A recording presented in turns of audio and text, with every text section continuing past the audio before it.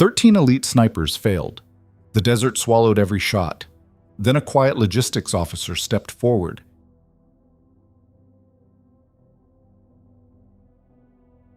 And asked for one chance. The Arizona range shimmered under brutal sun. America's finest marksmen, Delta Force, Marine Scout snipers, Army Special Operations lined up with decorated rifles and unshakable confidence. A 4,000-meter target. Impossible conditions. 13 attempts. 13 failures. The general's voice cut through the silence like a blade. Anyone else want to embarrass themselves? Captain Alara Vance raised her hand. Laughter erupted. A logistics officer? Against legends? She didn't flinch. Didn't explain. Just stepped forward. Because some people don't need to be seen until the moment demands it. And that moment was about to shatter everything they thought they knew. Before we begin, I want you to stay with me until the very end of this story. Like this video, drop a comment about which city you're watching from so I can see how far this story travels. Now, let's dive in. The Arizona desert didn't care about reputation. It baked everything equally: sand, stone, flesh, ego. At 1100 hours, the temperature had already crossed 104 degrees Fahrenheit, and the wind carried grit that stung exposed skin like tiny needles. The Fort Huachuca Advanced Marksmanship Range stretched across 12 square miles of unforgiving terrain, a proving ground where confidence went to die. Captain Alara Vance stood in the observation area, clipboard in hand, watching the circus unfold. She didn't belong here. Not officially. Her role was logistics coordination, ammunition inventory, transport schedules, requisition forms, the paperwork shadow behind every operation, the person who made sure bullets arrived on time so other people could fire them. Nobody noticed her. That was fine. Wind shifting northeast, muttered Sergeant Torres beside her, squinting through binoculars. Third time in 10 minutes. This is going to be a bloodbath. Alara said nothing, just tracked the wind flags downrange, calculating what Torres couldn't see. The thermal layers creating invisible currents, the way heat distorted bullet trajectory past 3,000 meters, the micro variations in air density that turned precision into prayer.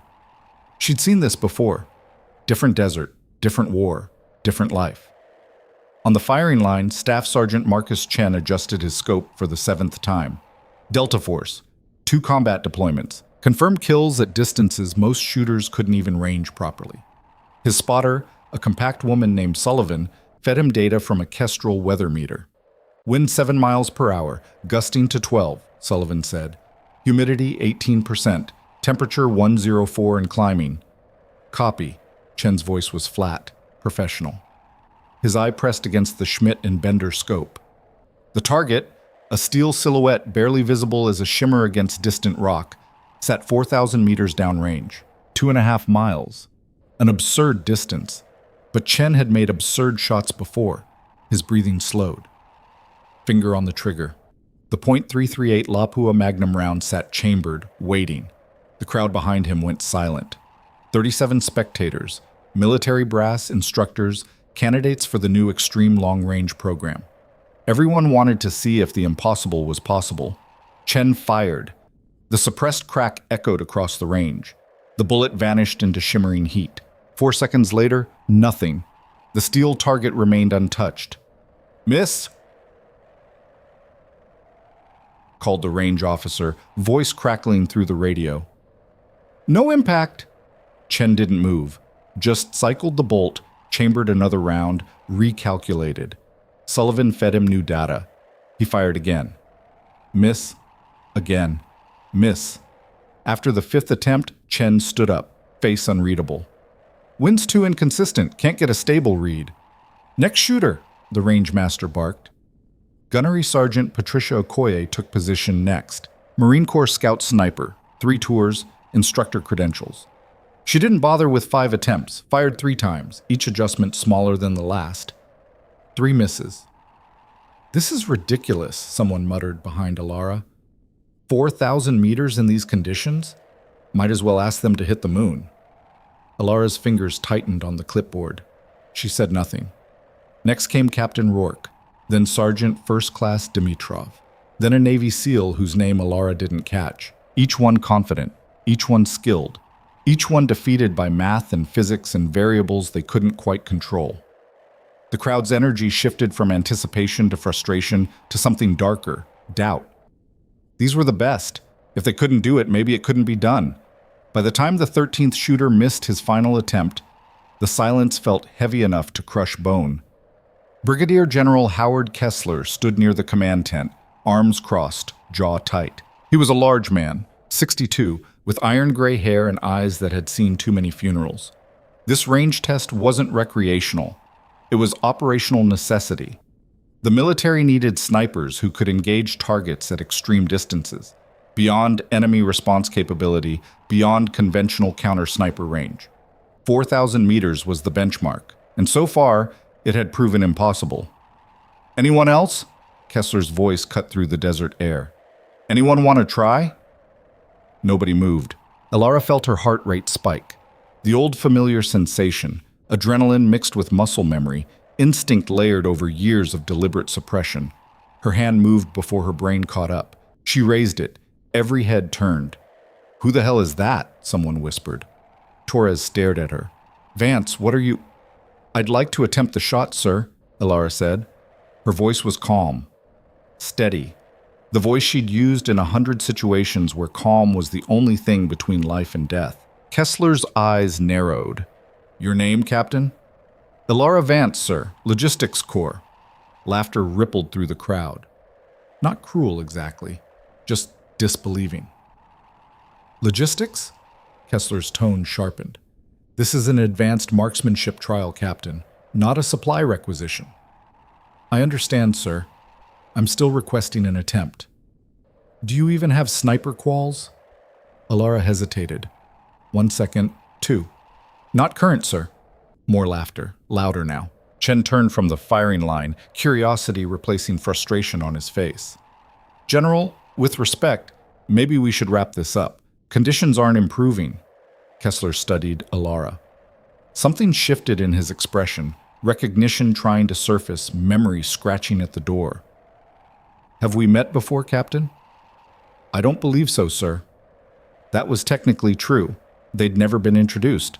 But 5 years ago, in a valley in Helmand Province, Kessler had been a colonel leading a quick reaction force into an ambush.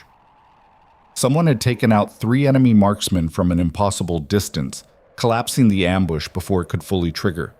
Saved 42 lives.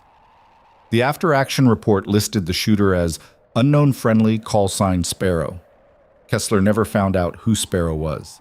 The special operations community protected its ghosts. He looked at Alara now, mid-30s, average height, dark hair pulled into a regulation bun, posture that suggested competence but not aggression. She wore standard fatigues, no badges of elite units, no combat patches. Just a logistics officer who'd somehow ended up at a sniper trial. "You get 1 attempt," Kessler said finally. 1 shot. Miss, and you walk away without wasting anyone's time. Clear?" "Clear, sir." "Then step up." The crowd parted. Alara moved toward the firing line, feeling 37 pairs of eyes tracking her. Some amused, some annoyed, none taking her seriously. Good.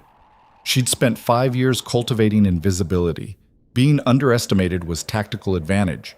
The range stretched before her, a brutal expanse of sand, rock, and heat distortion. The target sat barely visible, a dark blur against the hillside. 2.5 miles away. She'd made shots like this before. Different rifles, different wars, different woman. "You need a spotter?" the range officer asked. His name tag read Phillips.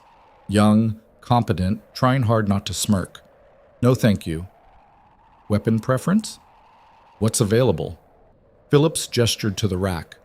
"Take your pick. We've got Accuracy International, Barrett, Macmillan, all chambered in .338 La Pua. Alara scanned the rifles. Her hand went to a Macmillan TAC 338. Not the newest, not the flashiest, but well-maintained, balanced. She lifted it, felt the weight distribution, checked the action. Smooth. The scope was a Nightforce ATACR, quality glass. "This one. You know how to zero it?" "It's already zeroed. Chen's data." She'd been watching, tracking every adjustment, every miss, calculating what worked and what didn't. Phillips blinked. You were paying attention. Always. She moved to the firing position, a low wall of sandbags with a rest. The .338 Lapua round was already chambered. She didn't touch it yet, just knelt, set the rifle down, and pulled a small notebook from her cargo pocket. Worn, leather, held together with rubber bands. Torres had moved closer, watching from 10 feet back. What's that? Notes. On what? Wind, temperature, barometric pressure, historical data for this range. She flipped through pages covered in tight handwriting, diagrams, calculations. I pulled the meteorological records for Fort Huachuca going back 6 months, cross-referenced with topography. The wind doesn't shift randomly. It follows thermal patterns based on sun position and terrain features. Someone behind her whistled low. She did her homework. Alara ignored them, checked her watch. 11:47 hours. Sun angle 73 degrees. She looked downrange, not at the target, but at the landscape between, the way heat shimmered differently over sand versus rock, the dust devils forming and collapsing, the vegetation patterns indicating ground moisture.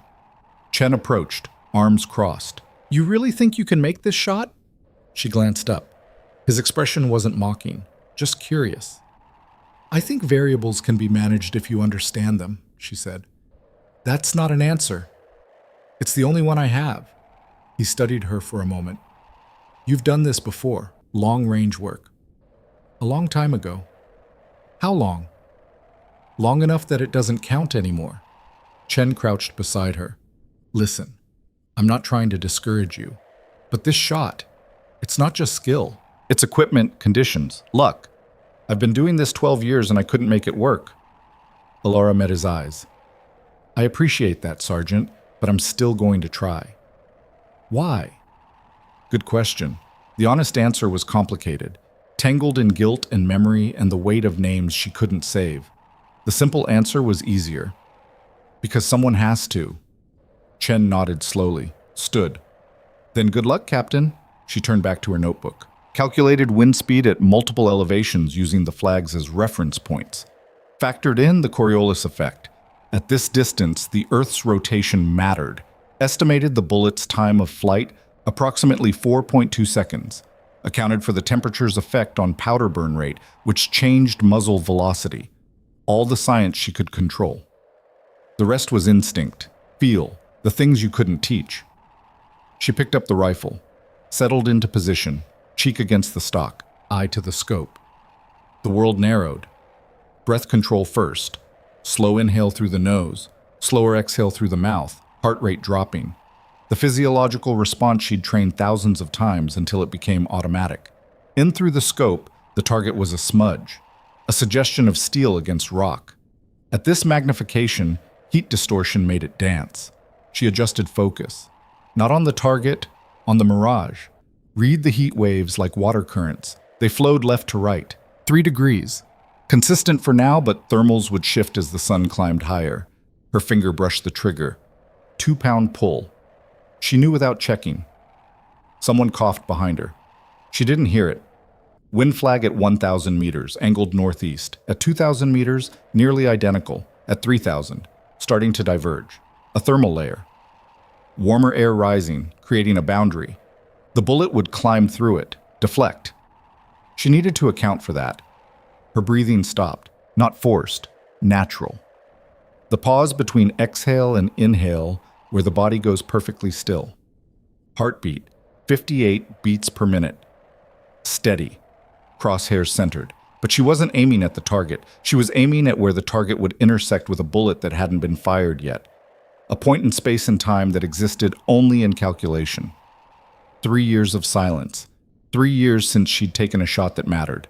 The trigger broke. Clean, smooth. No jerk. The rifle recoiled into her shoulder. Familiar pressure, old friend. The suppressed crack echoed once and vanished into the desert.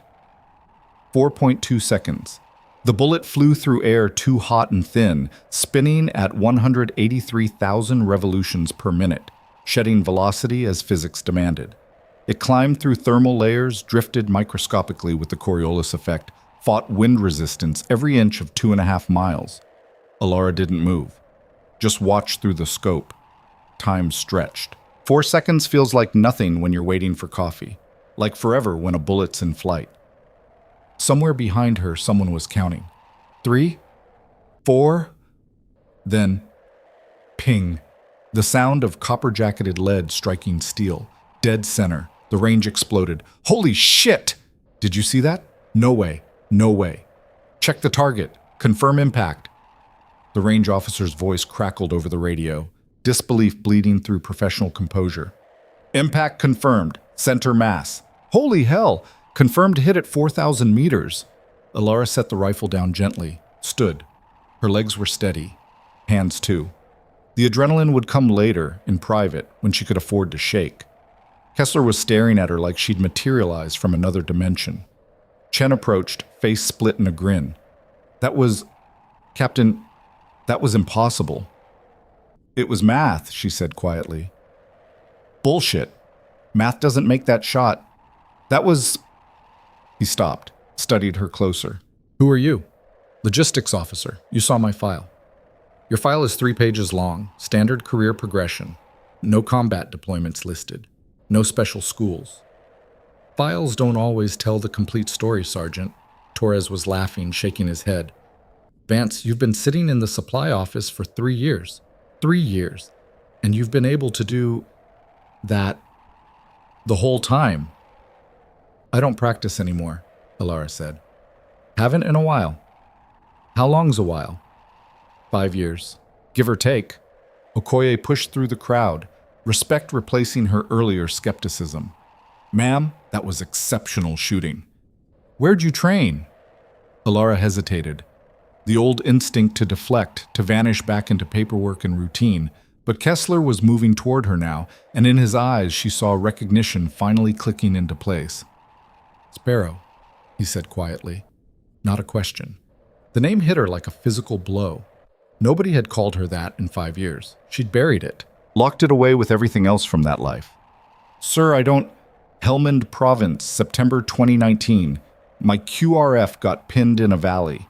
Ambush from elevated positions. Someone took out 3 shooters from outside our operational area. Saved my entire team. Kessler's voice dropped lower.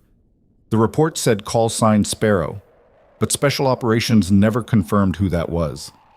Classified. Silence spread like oil. Everyone was listening now. Alara's jaw tightened. General, I think there's some confusion. You're left-handed, Kessler interrupted. I noticed when you settled into position. The after-action report noted that the impact suggested a left-handed shooter based on angle analysis. And your voice, I've heard it before. On the radio, you were the one coordinating fire support. She could deny it, probably should. But the lie felt heavier than the truth right now. That was a long time ago, she said finally. Not that long. Kessler stepped closer. His voice wasn't angry, just searching. Why'd you disappear? Why logistics? Why waste? I'm not wasting anything, sir. I'm exactly where I need to be. Like hell you are. A shooter like you belongs... With respect, General, you don't know what I belong doing. The edge in her voice surprised them both. Alara took a breath, forced calm back into her tone. I appreciate your interest, but I came here to attempt a shot, not discuss my career path. If we're done, I'd like to return to my duties. She turned to leave. Captain Vance, Kessler's command voice, the one that stopped entire battalions. She stopped. That shot you just made? That's not logistics. That's not paperwork. That's a level of skill that takes years to develop and even more years to maintain. You don't just walk away from that. You'd be surprised what people walk away from, sir. I would, actually, because I've never met anyone who could make that shot.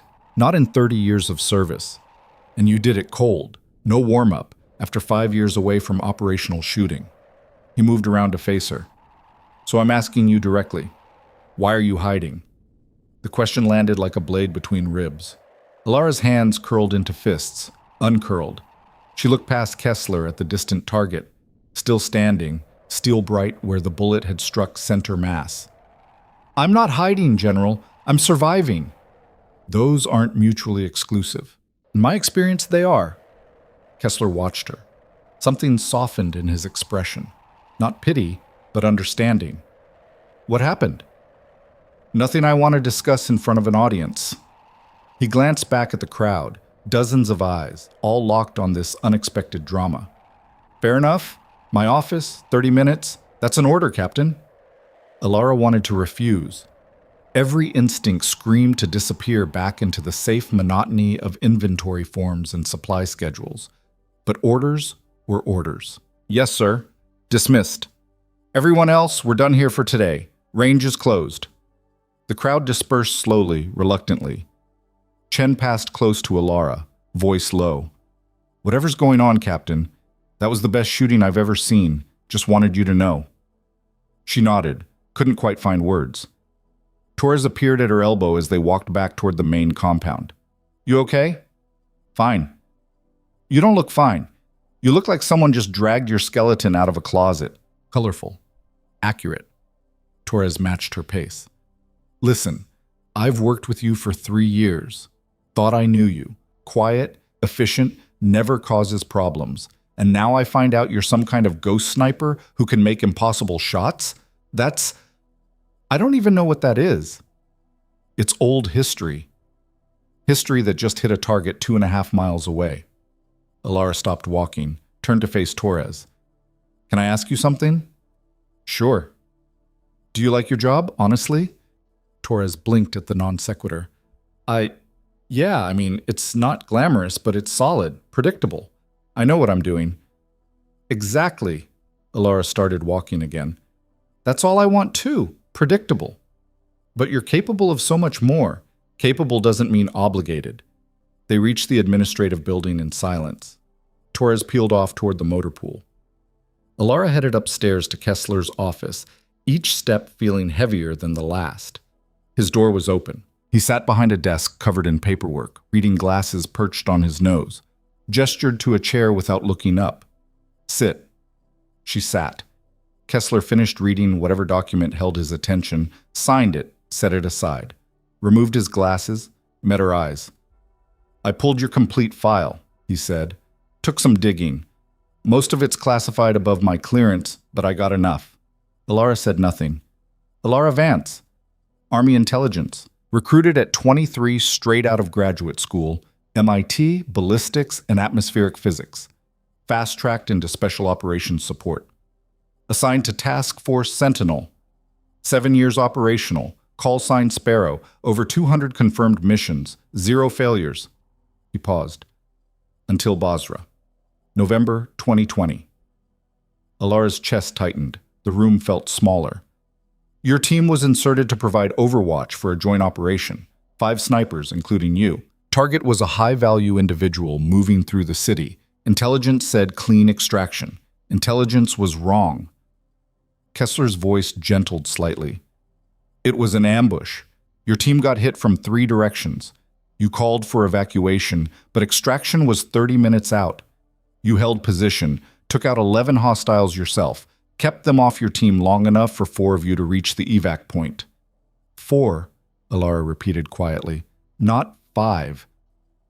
Sergeant Daniel Brennan didn't make it, took fire while covering your movement, died before medevac arrived. The name hung in the air like smoke. Alara's voice came out flat. Is there a point to this recap, General? The point is that you did everything right. After-action review confirmed it. Command cleared you. No fault assigned. Command wasn't there. Neither was I. But I've read enough reports to know the difference between negligence and impossible circumstances. Kessler leaned forward.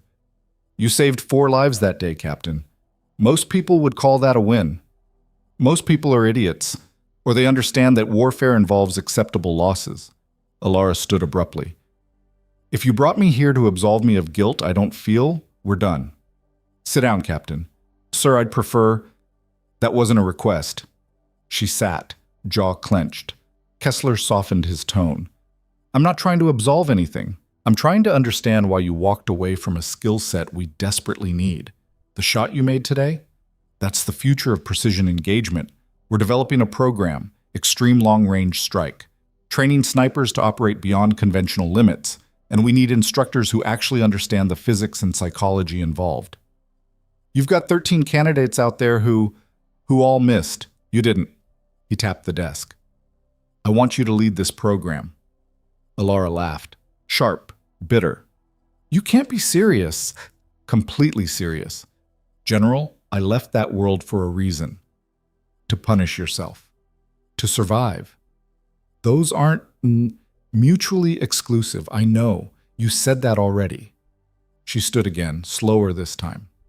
Sir, I appreciate the offer, but I'm not that person anymore. I can't be. Can't or won't? Does the distinction matter? Kessler studied her for a long moment. I saw the way you moved on that firing line. Muscle memory doesn't disappear. Neither does instinct. You can pretend you're just a logistics officer, Captain, but today proved otherwise. One shot doesn't define who I am. No, but it reveals who you were and who you could be again.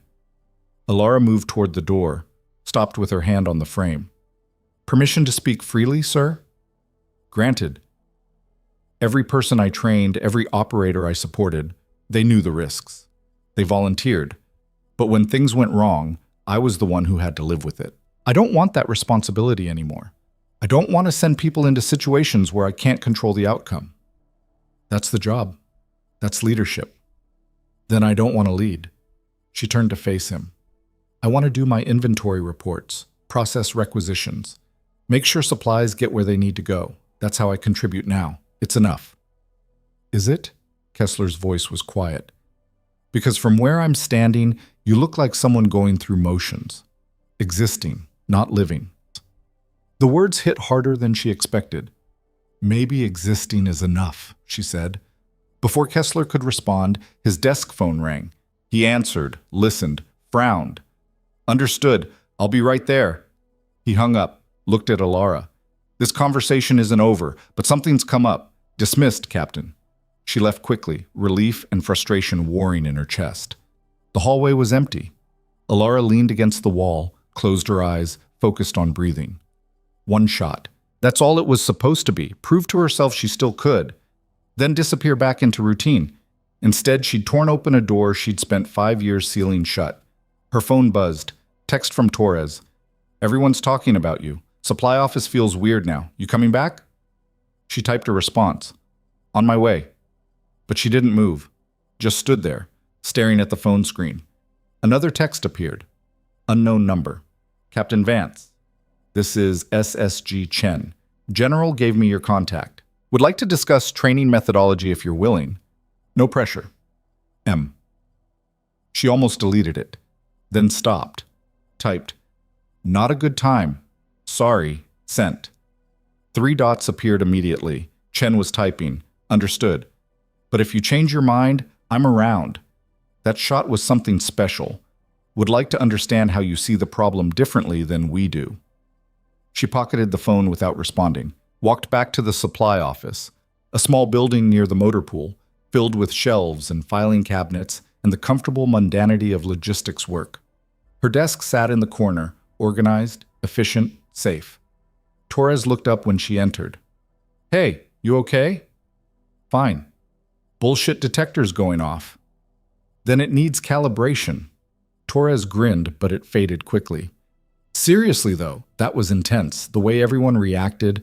You're not going to be able to stay invisible after this. Watch me. Vance, drop it, Torres. Please. The sergeant nodded slowly. Okay, but for what it's worth, that was the coolest thing I've ever seen someone do. You should be proud. Alara sat at her desk, opened a requisition form, stared at it, proud. She didn't feel proud. She felt exposed, vulnerable, like a wound had been reopened. The afternoon dragged. Paperwork that usually brought comfort felt hollow. Every time someone walked past the office, she tensed, expecting more questions, more attention. At 1700 hours, she left, drove to her apartment off base, a quiet one-bedroom in a complex populated mostly by retirees and grad students. Functional furniture. No decorations except a single photo on the bookshelf. 5 people in desert fatigues. Smiling. Alive. Daniel Brennan stood second from the left. 28 years old. Big laugh. Terrible jokes. Dead 5 years. Alara avoided looking at the photo most days. Today, she couldn't stop. She ordered takeout she didn't eat. tried to watch TV, ended up sitting on the couch in silence, replaying the day. The shot had felt right, effortless, like slipping into old clothes that still fit perfectly. That scared her more than anything. Around 2,200 hours, her phone rang. Unknown number again. She almost didn't answer. Captain Vance? Captain, this is General Kessler. Sorry to call late. It's fine, sir. What do you need? I've been thinking about our conversation, and I want to propose something different. Sir, I already said, hear me out. You don't want to train operators. I get it. But what if you just consulted? Technical advisory role. You'd review curriculum, provide input on methodology, maybe observe some training sessions. No direct leadership. No responsibility for sending anyone into combat. Alara hesitated. Why are you pushing this? Because I saw what you did today. And more importantly, I saw how you did it. That level of precision under pressure. That's not just skill. It's a completely different way of understanding the problem. And if we're going to develop this program, we need that perspective. You have 13 skilled shooters who think like soldiers. You think like a physicist. That's the difference. Kessler paused. 1 month, contract basis. Review our approach. Tell us what we're doing wrong. If you hate it, you walk away. No questions asked. And if I say no, then I respect that. But I'm asking you to consider it. Silence stretched. Alara looked at the photo again, Daniel's smile frozen in time. What would you do, she wondered. Would you tell me to hide forever, or to use what I can do? She already knew the answer. Daniel would have dragged her back into the fight with some joke about wasting talent on paperwork. But Daniel was gone. I need to think about it, she said finally. Take your time, but not too much. Program starts in 2 weeks. You're very confident I'll say yes. No, just hopeful. After he hung up, Alara sat in the dark apartment for a long time. Outside, traffic hummed. Somewhere a dog barked. Normal sounds, safe sounds. She thought about the moment on the firing line, the clarity, the purpose. She thought about 5 years of inventory forms and supply chains and deliberate invisibility. She thought about Daniel bleeding out in the sand while she screamed for medevac. And she thought about the general's words, existing, not living. Was that what she'd been doing? Just existing? Her phone buzzed. Text from Chen again. Sorry for earlier message. Won't bother you again. But just so you know, if you ever decide to teach, I'd be first in line to learn. What you did today changed how I think about the problem. M. She stared at the message, typed, How so? The response came quickly. Everyone else was fighting the conditions. You worked with them, like you were having a conversation with the environment instead of trying to dominate it. Never seen anyone approach long-range work that way. Another message followed. Anyway, thanks for today. Gave me a lot to think about. Be well, Captain. Alara set the phone down, stood, walked to her bedroom closet, pushed aside civilian clothes to reveal a locked storage case in the back. She hadn't opened it in 5 years. The combination still worked. Inside, a worn rifle case, a ballistics notebook even older than the one she'd brought to the range, and a photograph. The same 5 people from the living room. But this copy had writing on the back in Daniel's handwriting, Best team ever. Don't let the bastards grind you down. DB. She closed the case, locked it, went back to the living room, made a decision. At 22:37 hours, she sent an email to General Kessler. Sir, I'll consult for 1 month. Technical advisory only. No direct training responsibility. I'll review your curriculum and provide feedback. After that, we reassess. CPT Vance. The response came within 3 minutes. Excellent. Report to Range HQ Monday 0700. Welcome back, Sparrow. Alara closed her laptop, sat in darkness, and for the first time in 5 years, allowed herself to wonder if maybe, just maybe, there was a difference between hiding and healing. But as she finally headed to bed, another thought crept in. Darker, more familiar. What if I get someone else killed? The question followed her into uneasy sleep, where dreams of distant shots and voices calling for medevac waited like old ghosts. Monday morning arrived like a sentencing. Alara woke at 0500, showered, dressed in fresh fatigues, and stared at her reflection. Same face. Different decision. The woman looking back seemed like a stranger wearing familiar skin. She arrived at Range HQ at 0645. Early. Old habits. The building was a converted hangar. High ceilings, industrial lighting, the faint smell of gun oil and desert dust. A conference room had been set up in the back. Walls covered with topographic maps, ballistics charts, and photographs of various long-range engagement scenarios. Kessler was already there, along with 3 others. Chen sat at the table, laptop open, looking more alert than anyone should at this hour. Beside him was Patricia Okoye, the Marine gunny who'd missed the 4,000-meter shot, her expression neutral but curious. The third person Alara didn't recognize, a woman in her 50s, civilian clothes, graying hair pulled back in a practical ponytail. "Captain Vance," Kessler said, "thanks for coming. You know Chen and Gunnery Sergeant Okoye. This is Dr. Sarah Calloway, our ballistics consultant from Aberdeen Proving Ground." Calloway extended a hand. Her grip was firm. "I've heard interesting things about you, Captain. Don't believe everything you hear." "I don't, but I saw the range footage. That shot was statistically improbable, bordering on impossible." Calloway's eyes gleamed with scientific curiosity. "I'd very much like to understand your methodology." Alara set her bag down. "It's not that complicated." "Then you won't mind explaining it." Before Alara could respond, the door banged open.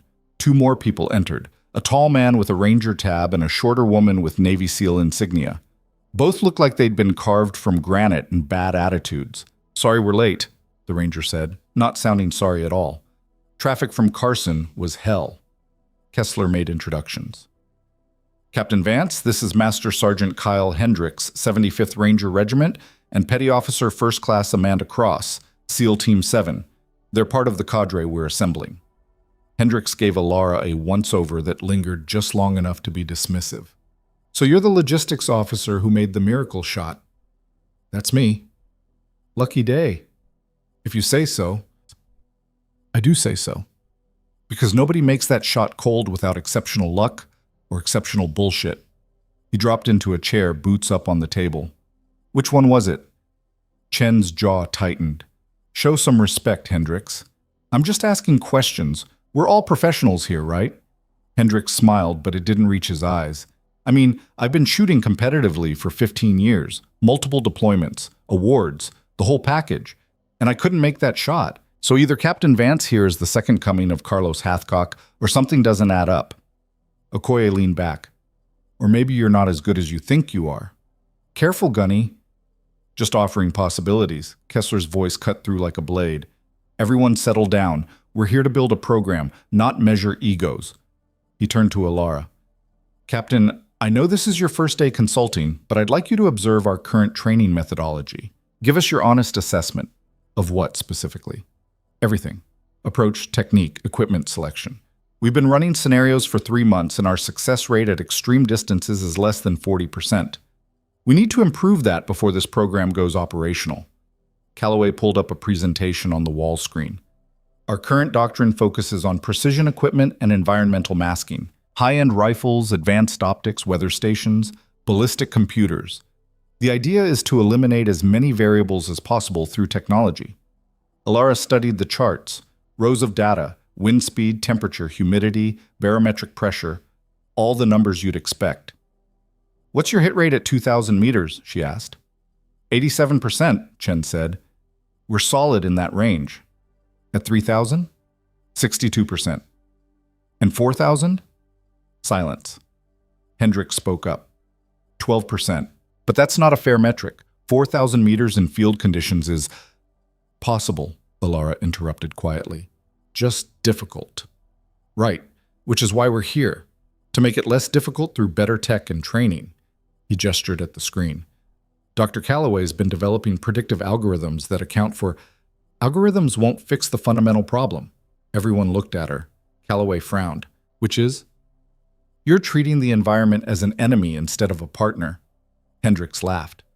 "What does that even mean?" Alara moved to the screen, studied the data. "You're trying to eliminate variables through technology. Control everything. But at extreme distances, control is an illusion. There are too many factors: microclimates, thermal layers, terrain effects. You can't calculate all of them. So what do you suggest? Calloway's tone was genuinely curious, not defensive. Stop fighting it. Learn to read what the environment is telling you. Alara pulled up a weather chart. This data is useful, but it's not complete. Wind speed at ground level tells you nothing about conditions at 1,500 meters altitude, where your bullet spends most of its flight time. Chen leaned forward. How do you read that? Mirage. Heat distortion. Dust patterns. The way vegetation moves at different elevations. She pointed to a topographic map. If you understand terrain, you can predict thermal behavior. Hot air rises over dark surfaces, creates updrafts. Cool air sinks in shadows. Your bullet flies through all of it. Okoye nodded slowly. So you're saying we need to observe more, calculate less? I'm saying you need both. The math gives you a baseline. Observation lets you adjust in real time. Hendricks crossed his arms. That's great in theory, but in practice you are asking shooters to develop almost supernatural awareness of invisible forces. Most people can't do that. Not with that attitude. Excuse me? Alara met his eyes. You're teaching them to rely on computers and weather stations, machines that can fail. What happens when the tech goes down and they still need to make the shot? That's what training is for. Muscle memory, fundamentals. Fundamentals don't account for a thermal inversion at 2,000 meters that wasn't there 5 minutes ago. And you're saying you can just feel that?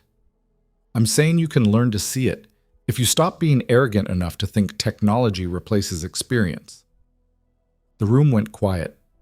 Hendricks' jaw worked like he was chewing glass. Kessler cleared his throat.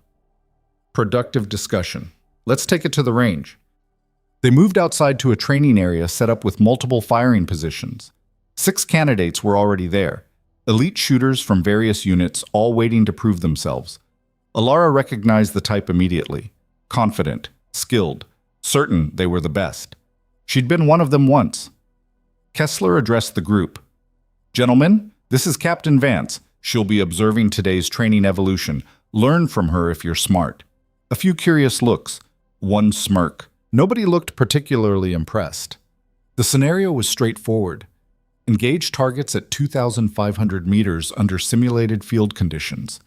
Each shooter had a spotter, full equipment loadout, and 10 minutes to make 3 hits. First up was a staff sergeant named Kowalski. Big guy, deliberate movements. His spotter fed him data from a Kestrel while Kowalski adjusted his scope. Alara watched from behind, saying nothing. Kowalski fired. Miss. Adjusted. Fired again. Hit. Third shot. Miss.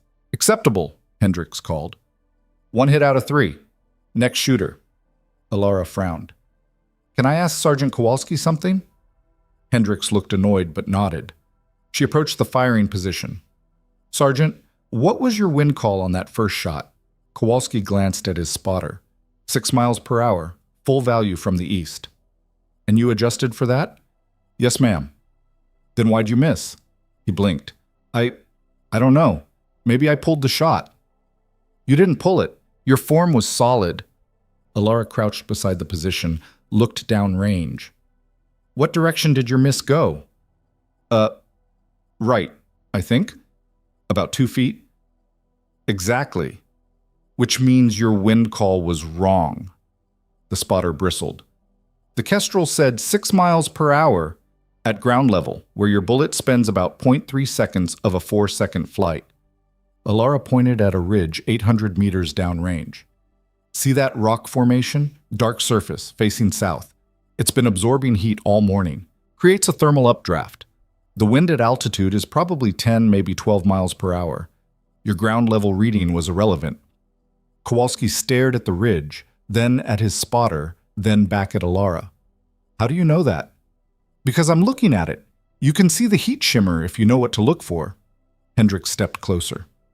Captain, with respect, you're asking these shooters to make assumptions based on guesswork. It's not guesswork, it's observation. Same thing when you can't verify it. Then let's verify it. Alara pulled out her phone, opened a weather app with altitude-specific data. According to this, Wind at 1,000 feet is currently 11 miles per hour from the east-northeast. Ground level is 6. The Kestrel was accurate for where it was, just not where the bullet actually flew. Chen whistled low. She's right. Look at that gradient. Kowalski looked like he'd been hit with a brick. So, I need to account for wind at multiple altitudes? If you want to hit at extreme distances, yes. How the hell am I supposed to measure that? You don't measure it, you read it. Look at the terrain, understand thermal behavior, watch for visual cues. Alara stood. Or you can keep trusting your Kestrel and wonder why you miss. The next 3 shooters went through the same evolution. Similar results, 1 or 2 hits out of 3, frustration building. Alara observed quietly, occasionally asking questions, but never offering solutions unless pressed. She wasn't here to teach, just consult. That was the deal.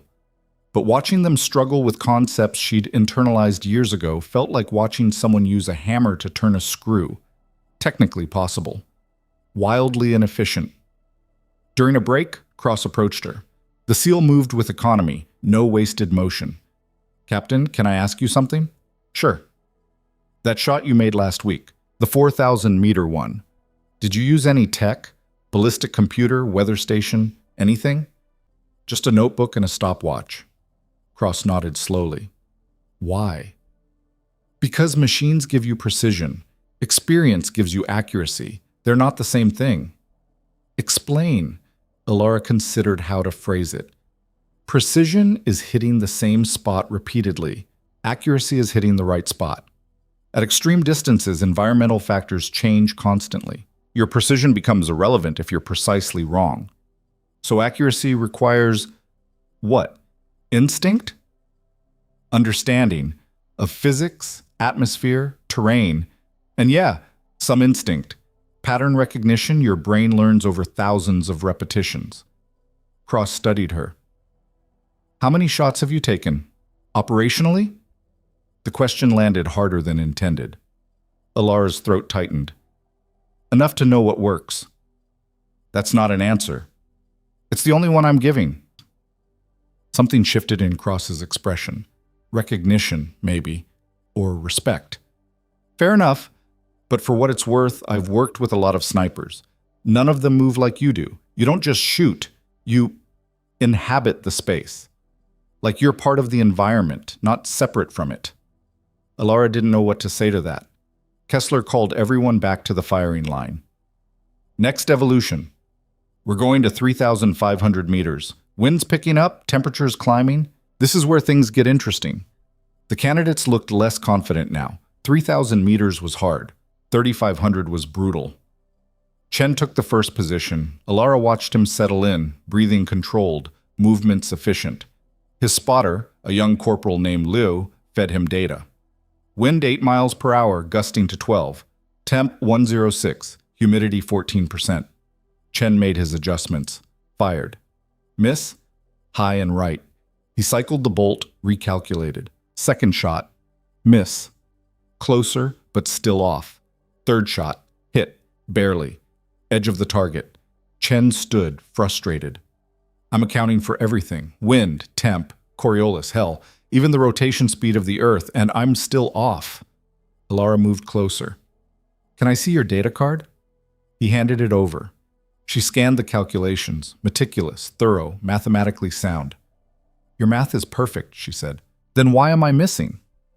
Because you're calculating what should happen instead of observing what is happening. I don't understand. Alara looked downrange.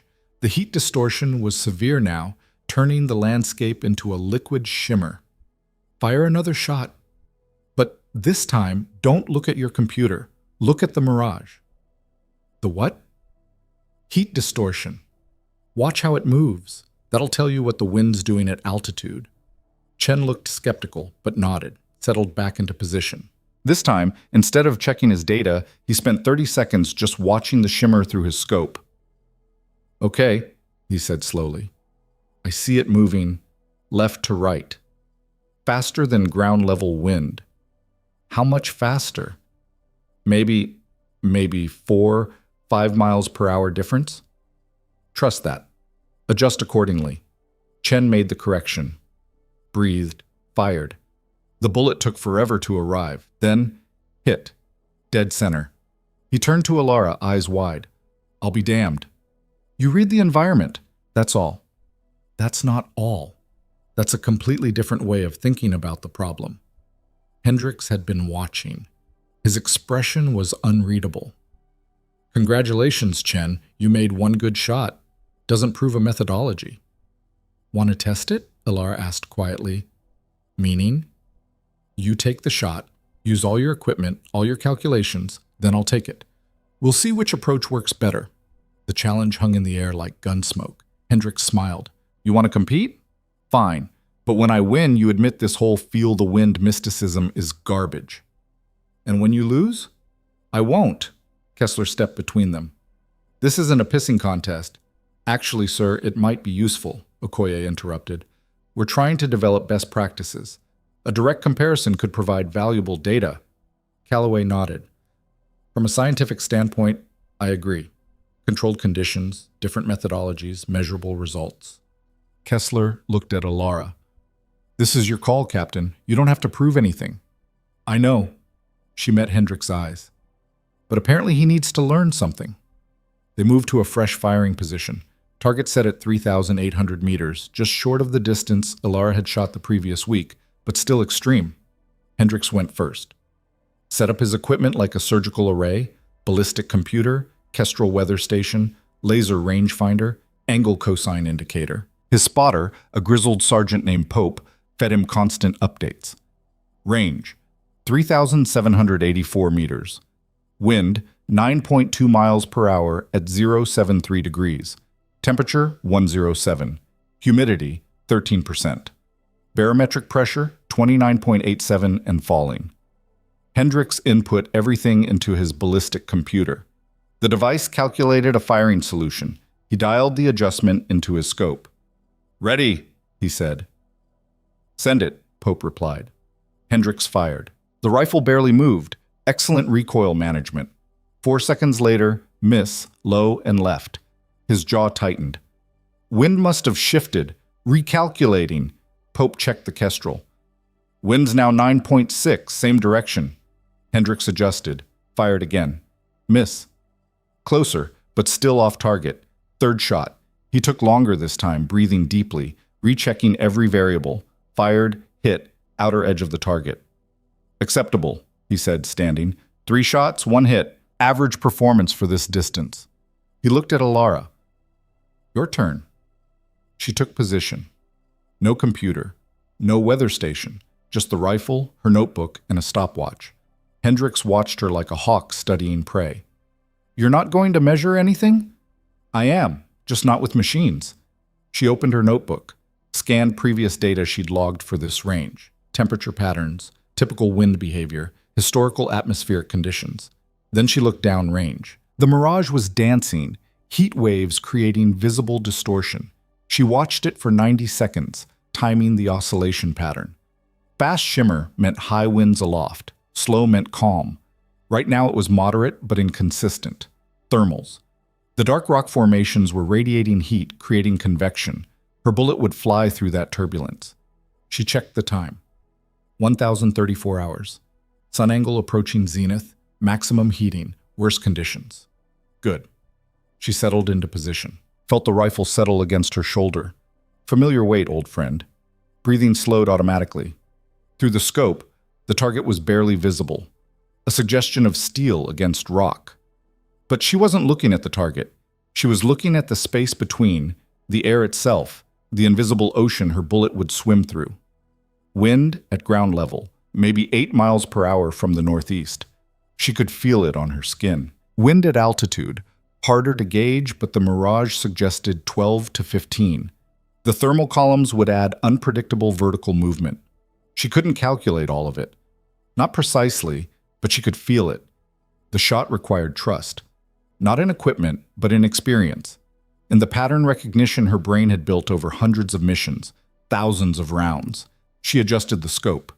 Not based on a computer's recommendation, based on what the environment was showing her. Breathing stopped. Heart rate dropped.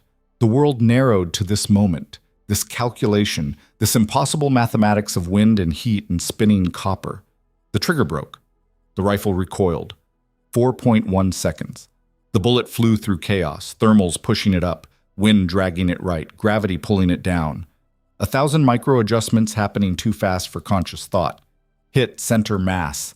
The range erupted in voices. How the hell? First shot. No computer, nothing.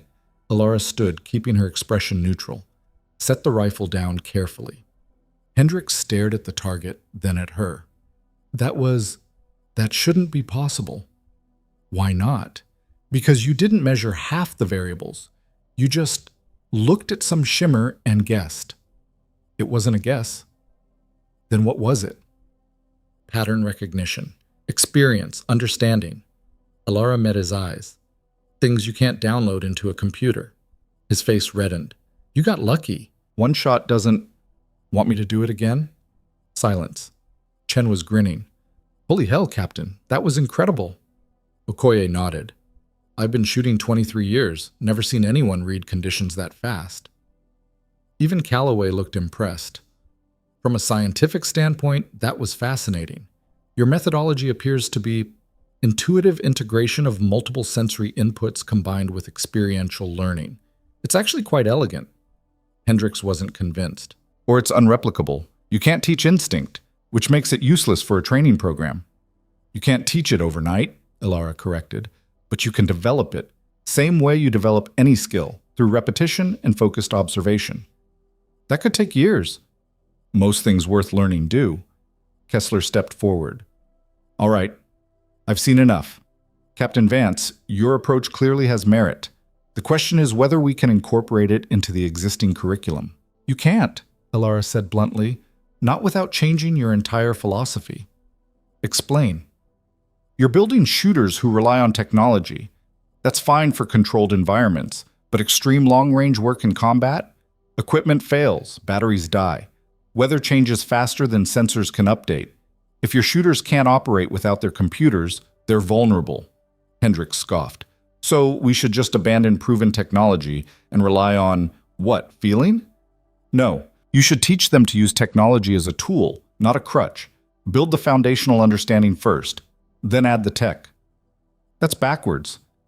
That's how it used to be done, before everyone decided gadgets could replace experience.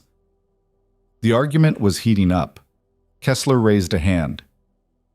This debate can continue later. Right now, I want Captain Vance to work with our candidates individually, assess their current skill level, identify gaps. We'll reconvene at 1600 hours to discuss findings. The group dispersed. Alara found herself alone with Chen, who looked like someone had just handed him a new toy. Captain, can I ask you something personal? Depends on the question. How long did it take you to develop that level of environmental awareness? She thought about it. 7 years, give or take. 7 years of what? Just shooting? Shooting, observing, failing, learning. Missions where everything went right, and missions where everything went to hell. You build a database in your head. This wind pattern means this, that thermal behavior predicts that. Eventually it becomes automatic. And you think other people can learn it? Some people, not everyone. She glanced at him. You could. You've got the mindset. What mindset? Curiosity. You're asking questions instead of defending ego. That's rare. Chen smiled. Hendricks hates you. I noticed. He's a good shooter, just set in his ways. Good shooters who can't adapt don't stay good for long. Alara checked her watch. I should start assessments. You want to be first? Absolutely. They spent the next 4 hours rotating through candidates. Alara watched each one shoot, asked questions, identified patterns. Some had potential. Some were too rigid in their thinking. A few showed genuine aptitude for environmental reading. By 1600 hours, she had notes on all 6. The debrief happened in the conference room. Everyone looked tired. Desert heat and ego bruising took their toll. Kessler opened with a direct question. Captain Vance, what's your assessment? Alara consulted her notes. You've got talent here, but you're training them wrong. Hendricks tensed. Wrong how? You're front-loading technology. teaching them to trust machines before they understand fundamentals. It creates dependency. Technology improves accuracy. Technology improves precision, Alara corrected. Accuracy requires judgment, and judgment requires experience that can't be programmed. Calloway leaned forward. What would you recommend? Strip it back. Start with fundamentals. Breathing, trigger control, natural point of aim. Then add environmental observation. Teach them to read wind, thermals, terrain. Only after they can operate without technology should you introduce it. That could take months, Okoye said. Good training does. Hendricks slammed a hand on the table. We don't have months. This program goes operational in 8 weeks. We need shooters who can perform now, not eventually. Then you'll get shooters who perform adequately with equipment and fail catastrophically without it. That's speculation. That's probability. Alara stood. Look, I'm just here to consult. You can take my advice or ignore it, but I'm telling you, if you want operators who can make impossible shots in impossible conditions, you need to change your approach. Kessler studied her. If we did change it, would you be willing to lead the training? The question hit like a physical blow. Everyone waited. Alara's hands tightened on her notebook. That wasn't the agreement. I'm changing the agreement. Based on what I saw today, you're exactly what this program needs. General, I appreciate the confidence, but nothing. You have skills these candidates need. More importantly, you have a methodology that works. I'm asking you to teach it. I'm not a teacher. You were today, and you were damned effective. Alara looked around the room. Chen was nodding encouragement. Okoye looked hopeful. Even Cross seemed interested. Only Hendricks appeared hostile. Sir, with respect, Captain Vance made some impressive shots. But that doesn't qualify her to overhaul an entire training program.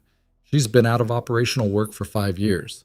And she's still better than anyone in this room, Kessler interrupted, including you, Master Sergeant, which you know because you just lost a direct comparison. Hendricks' jaw worked silently. Kessler turned back to Alara. I need an answer, Captain. Will you train these shooters or not? Every instinct screamed to refuse, to retreat back into the safety of logistics work, where the worst thing that happened was delayed shipments.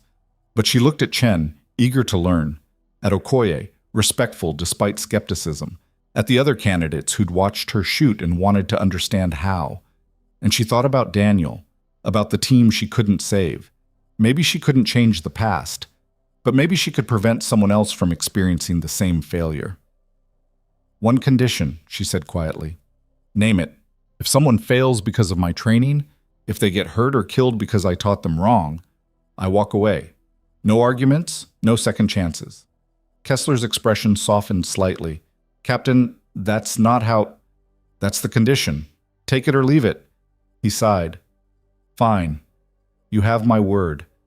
Alara took a breath, let it out, made a decision she suspected she'd regret. Then yes, I'll train them. The room erupted in mixed reactions. Chen looked thrilled. Okoye nodded approval. Calloway seemed fascinated. Cross smiled slightly. Hendricks stood abruptly. This is a mistake. Noted, Kessler said, but it's my mistake to make. Hendricks left without another word. The rest of the meeting covered logistics, training schedule, curriculum modifications, equipment requirements. Alara found herself making decisions about things she'd avoided for 5 years. By the time they finished, evening had arrived. The desert cooled slightly, temperature dropping into the merely unbearable range. Chen caught her outside.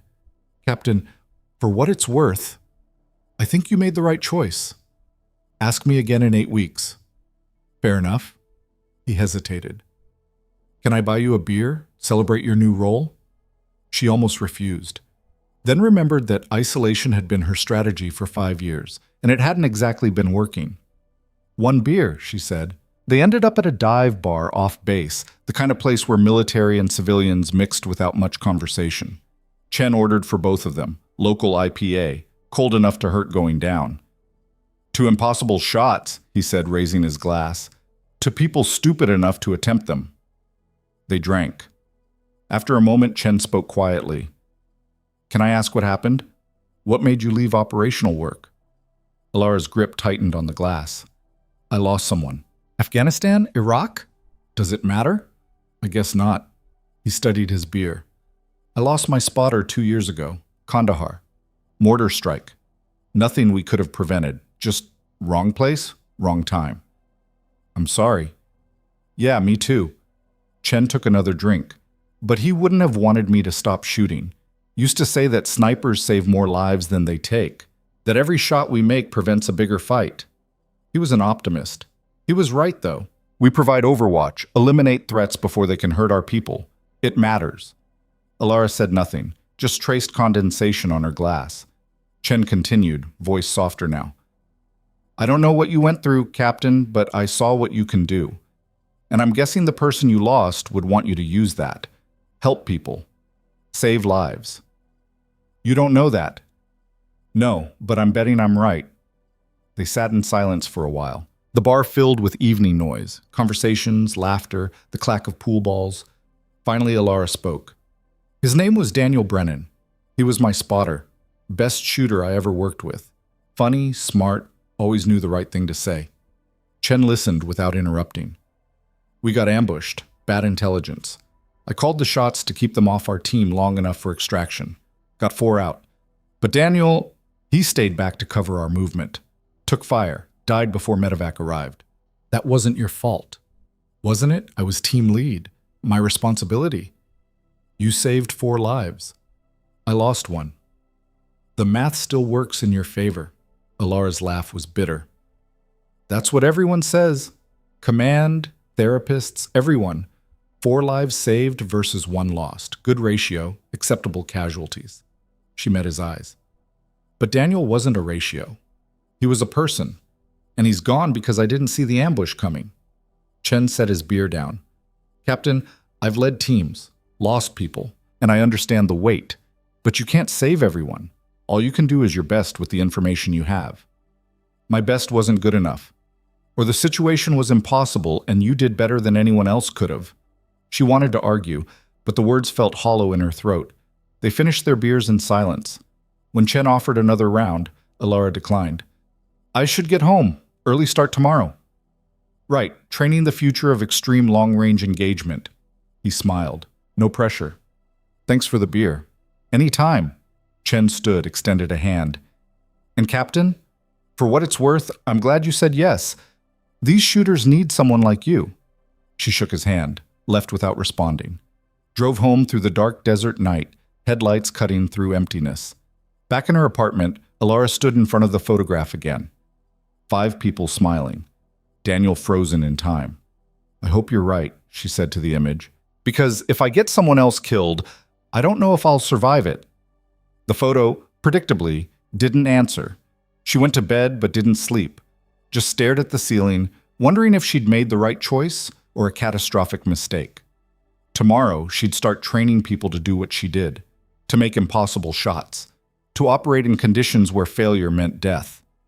And somewhere in her chest, a tiny voice whispered that maybe this was exactly what she needed. Not to erase the past, but to balance it. 1 life lost. How many saved would make it even? The math didn't work that way. She knew that. But maybe she could try anyway. Outside, the desert wind picked up, rattling windows and carrying dust. Somewhere out there, people were preparing for combat, learning to fight, learning to kill. And now she would teach them to do it from impossible distances. Whether that was redemption or damnation remained to be seen. Training started at 600 the next morning. Alara arrived at the range to find her 6 candidates already waiting. Chen, Okoye, Kowalski, Cross, and 2 others she'd only briefly assessed.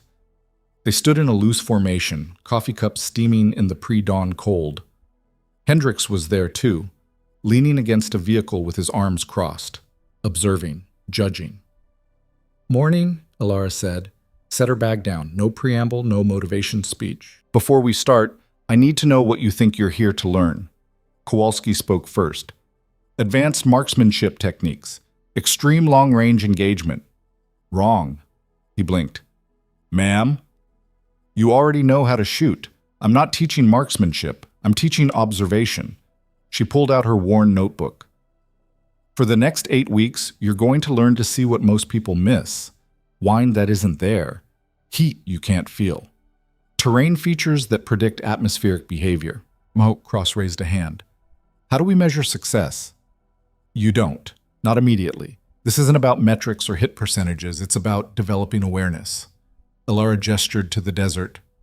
Out there, conditions change faster than any computer can track. You need to become part of the environment, not separate from it. That sounds very zen, Hendricks called from his position. Also completely unquantifiable.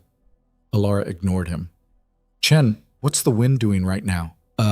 Maybe 5 miles per hour from the north? At what altitude? He hesitated. Ground level? Look up. Tell me what you see. Chen scanned the sky. Dawn was breaking, painting clouds in orange and pink. I see, clouds? What kind? I don't know, regular clouds? They're altocumulus, mid-level formation. See how they're moving faster than ground wind? That tells you wind speed increases with altitude. See the spacing pattern? That indicates atmospheric stability. You can predict thermal behavior for the next 2 hours just by looking at those clouds. The group stared at her. Okoye spoke carefully. Captain, that's a lot of information from clouds. Everything tells you something. You just need to learn the language. Elara pulled out a weather station, not a kestrel, something simpler. For the next week, you're not touching rifles. You're going to sit here and observe, record wind patterns, temperature changes, how terrain affects air movement. Build a database. Kowalski looked confused. We're not shooting? Not yet. But the program goes operational in 8 weeks, which gives us time to do this right instead of fast. Elara met his eyes. You want to be operational or effective? Because those aren't always the same thing. Hendricks pushed off the vehicle, walked closer. General Kessler, you seeing this? She's telling trained shooters not to shoot. Kessler had been watching from the command tent. He approached now, expression unreadable. Captain Vance, explain your methodology. Sir, these shooters have excellent fundamentals, but they're missing environmental awareness. I can't teach that while they're focused on trigger press and recoil management. We need to separate the skills, then integrate. That's unconventional. Yes, sir. How long before they start shooting again? 1 week of pure observation. Then we'll start with short-range work, 500 meters, and build up. Hendricks laughed. 500 meters? These are elite operators, not basic trainees. Elite operators who missed a 4,000-meter target, Elara said quietly. Maybe going back to basics isn't a bad idea. Kessler considered. The silence stretched uncomfortably. Finally, 1 week, but I want daily progress reports. If this approach isn't showing results, we adjust. Understood, sir. Hendricks looked like he'd bitten into something rotten but said nothing. The first week was brutal in ways none of them expected. Elara had them sit in observation positions for 8 hours a day. No rifles, just notebooks, basic weather instruments, and instructions to record everything they saw. Wind direction and speed at ground level, cloud formations, temperature gradients, how dust moved differently over sand versus rock, the way heat distortion changed throughout the day. Most of them hated it. This is torture, Kowalski muttered on day 3. I signed up to shoot, not stare at nothing. Elara was sitting 20 feet away, her own notebook open. You're not staring at nothing. You're learning to read atmospheric behavior. I'm going cross-eyed watching heat shimmer. Good. That means you're paying attention. She stood, moved to his position. What do you see right now? Dirt, sky, some rocks? Look at the mirage, between us and that ridge at 1,200 meters. He squinted through his spotting scope. It's wavy? How wavy? Fast oscillation or slow? I don't know, medium? That's not an answer. Fast shimmer means high wind aloft. Slow means calm. Medium is useless as a descriptor. Elara knelt beside him. Watch for 30 seconds. Count the wave cycles. Kowalski did. Maybe, 15 cycles? Good. Now watch the same area at 1,800 hours tonight. Count again. Compare the difference. That'll tell you how thermal behavior changes as the sun lowers. He looked at her like she'd grown a second head. You want me to count invisible waves for 6 hours? I want you to understand that nothing is invisible if you know how to look. By day 5, something shifted. Chen was the first to crack the code. He came to Alara with his notebook, pages covered in detailed observations. Captain, I think I found a pattern. She looked up from her own notes. Show me. He flipped through pages. The thermals? They don't just rise randomly. They follow terrain features. See here? He pointed to a sketch of the local topography. This dark rock face heats faster than surrounding sand, creates an updraft that peaks around 1400 hours. Then as evening approaches, the pattern reverses. Cool air sinks into the valley. Alara studied his work, detailed, accurate. What does that tell you about shooting windows? That morning and evening offer more stable conditions. Midday is chaos. Exactly. Now apply that to different terrain types. Mountains, urban environments, jungle. His eyes lit up. Each one has unique thermal signatures. And if you understand those signatures, you can predict atmospheric behavior. She handed back his notebook. Good work, Sergeant. He practically glowed. The others noticed, started taking the observation more seriously.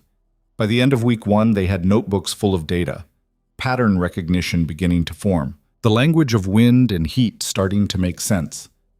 On day 8, Alara brought out the rifles. Finally, Cross muttered. But instead of extreme distances, Alara set targets at 500 meters, insultingly close for shooters of their caliber. Here's the exercise, she said. No ballistic computers, no kestrels, just your eyes and your notes. Read the environment. Make your adjustment. Fire. Kowalski went first.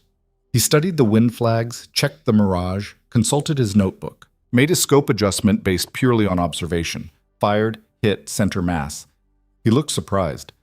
I actually read it right. Because you spent a week learning how. Now do it at 1,000 meters. They worked their way up.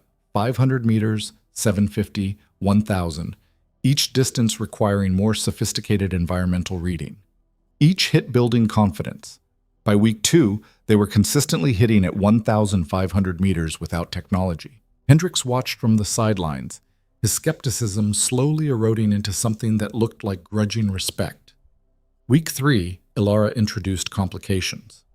Real combat doesn't happen on nice flat ranges, she said. You'll shoot from elevated positions, through valleys, across urban terrain. Each environment adds variables. She had them practice from improvised positions, rooftops, vehicle hoods, prone on uneven ground, learning to adapt their observations to different perspectives. Chen excelled. His analytical mind thrived on the complexity. Okoye struggled initially but adapted through sheer determination. Cross approached it like puzzle solving, methodical, patient, effective. Kowalski had the best natural feel for wind but overthought his calculations.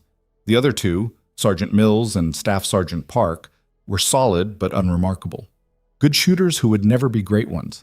By week 4, they were hitting consistently at 2,500 meters. Kessler visited during a training evolution, watched Chen make 3 consecutive hits at 2,800 meters using only environmental observation. Captain Vance, he said quietly, I owe you an apology. I doubted your approach.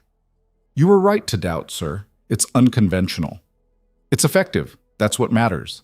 He gestured to the candidates. They're reading conditions I can't even see. How long until they're ready for 4,000 meters? Not yet. They understand the principles, but extreme distances require something more. What? Confidence. The belief that they can trust their observations over their doubts. Alara paused. That takes time. Week 5 brought the first real test. Kessler called an emergency briefing. The entire cadre assembled, Alara, the candidates, Hendricks, Calloway, and several officers Alara didn't recognize. Listen up, Kessler said. We've got a situation. Real-world scenario just came down from SOCOM. Joint Task Force is planning an operation in a mountainous region. They need overwatch capability at extreme distances, 3,800 to 4,200 meters. The room went quiet. They're requesting our best shooter to provide consultation on feasibility. The op happens in 72 hours. Alara's stomach dropped. Sir, these candidates aren't ready for operational deployment. I'm not sending candidates, I'm sending you. The words hit like a physical blow. General, I'm an instructor now. Not operational. You're the only person in this program who can reliably make shots at that distance. The task force needs someone who can assess the terrain, confirm it's possible, and potentially provide support if needed. There are other snipers with current operational status, none who've demonstrated your capability. This isn't negotiable, Captain. You deploy in 6 hours. The room erupted. Chen stood. Sir, I'll go. I've been training with Captain Vance. You've been training for 5 weeks. That's not enough. Kessler's voice was firm. Captain Vance has years of operational experience and proven capability. She's going. Hendricks leaned back. This should be interesting. Let's see if the miracle shooter can perform under real pressure. Ilara's hands clenched. Every instinct screamed to refuse. This was exactly what she'd been avoiding. Operational work where mistakes cost lives. But Kessler was right. There was nobody else who could do it. What's the location? She asked quietly. Northern region. Mountainous terrain. Target elevation 7,800 feet. You'll be briefed en route. Kessler met her eyes. I know this isn't what you signed up for, but people's lives depend on getting this right. She wanted to say no, to retreat back into the safety of training exercises where failure meant missed targets, not body bags. But Chen was watching her, and Okoye, and Cross, all the candidates she'd been teaching to push past their limitations. How could she ask them to be brave if she wasn't? I'll need my old equipment, she said. It's in storage. Already pulled, waiting in supply. Of course it was. 4 hours later, Ilara was on a transport helicopter, heading into mountains she'd never seen, for an operation she barely understood. Her old rifle case sat between her knees. Inside, a Macmillan TAC 338, customized to her specifications. The same rifle she'd used in Basra. The one she'd locked away after Daniel died. It felt heavier than she remembered. The briefing officer, a major named Reeves, sat across from her, shouting over rotor noise. Target is a compound on a ridgeline. Intelligence indicates high-value individual meeting with local cell leadership. Ground assault is problematic due to terrain. We need overwatch to neutralize sentries before the team moves in. How many sentries? 3 confirmed, possibly more. Distances? Primary positions are 3,900 to 4,100 meters from your designated firing point. Terrain is challenging, elevation changes, wind patterns in the valley. Ilara studied the topographic map. Ridge-to-ridge shooting. Wind would be unpredictable, funneling through the valley in ways that changed with altitude. Difficult. Not impossible. When's the operation? Tomorrow, 0500 hours. You'll insert tonight, get into position, assess feasibility. If you confirm it's possible, the op proceeds. If not, we abort and find another approach. And if I confirm it's possible, you expect me to take the shots. Reeves met her eyes. That's the preference, but it's your call. No pressure. They landed at a forward operating base as the sun set. Ilara was introduced to the team leader, a grizzled special forces captain named Voss. He had the look of someone who'd seen too much and survived anyway. Heard you're the miracle shooter, he said. I'm the consultant. Right. Well, consult away. My team's lives depend on whether those sentries go down before we move. No hostility, just facts. They moved out at 2200 hours. 4-click hike through mountain terrain in darkness. Ilara carried her rifle case, 70 pounds of equipment, and a growing sense that she'd made a catastrophic mistake. The designated firing position was a rocky outcrop with clear line of sight to the target compound. Ilara set up in darkness, using night vision to survey the approach. The valley stretched below like a black void. Across it, 3 kilometers away and higher in elevation, the compound sat lit by generator lights. She could see movement, sentries on patrol. 3 confirmed, just like the briefing said. Ilara pulled out her equipment, set up the rifle, checked the action. Smooth, familiar, mounted the scope, adjusted parallax. Then she started her real work. Temperature 41 degrees Fahrenheit, cold air sinking into the valley. Wind at ground level, minimal, maybe 3 miles per hour. But the valley would create channels, thermal patterns, unpredictable currents. She watched for an hour, observed how the wind flags at various elevations behaved, studied the way distant lights flickered, atmospheric distortion indicating turbulence. This wasn't Arizona. This was combat, real stakes. Her hands trembled slightly. She forced them still. Voss approached quietly. "What's your assessment?" "It's possible. Barely. Barely isn't confidence-inspiring." "It's honest." Elora pointed to the valley. "Wind is funneling through terrain features I can't fully map in darkness. Temperature inversion is creating atmospheric layers. The shots are feasible, but they're not guaranteed." "What percentage would you give it?" 70%, maybe less. Voss considered. "And if we wait for better conditions?" "Intelligence says the HVT leaves at 0800. We either do this at dawn or not at all." He nodded slowly. "Your call, Captain. You're the expert." The weight of that decision pressed down like a mountain. Alara looked across the valley, thought about Chen and Okoye and all the candidates she'd been training, thought about what she'd been teaching them, to trust their observations, to believe in their capability, thought about Daniel, bleeding out in the sand. "I'll take the shots," she said quietly. "You sure?" "No, but I'll do it anyway." Voss smiled grimly. Best answer I could ask for. The next 3 hours passed in excruciating slow motion. Alara stayed in position, continuing to observe, building a mental model of the atmospheric behavior, the way wind patterns shifted as temperature changed, how the valley created turbulence that increased as dawn approached. At 0430, she began final preparations. Loaded 3 rounds, .338 Lapua Magnum, match grade.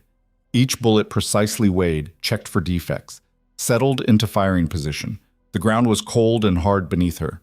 Voss and his team waited 50 meters back, ready to move on her signal. Through the scope, she could see the compound clearly now. Dawn was approaching, first light painting the ridge in gray. Sentry 1, standing on the north wall. Range, 3,940 meters. Sentry 2, patrolling the east side. Range, 4,080 meters. Sentry 3, stationary on the south approach. Range, 3,890 meters. 3 shots. 3 targets. Each one a human being who would die if she did her job correctly. She'd done this before, hundreds of times, but not in 5 years. Her breathing accelerated. Sweat formed despite the cold. This was the moment, the test. Could she still do this? Did she want to? Her radio crackled. Voss's voice, quiet. "Sparrow, you have the shot when ready." Sparrow. The call sign she'd buried, the identity she'd tried to leave behind. Alara closed her eyes, forced herself to breathe, remembered what she'd told her students.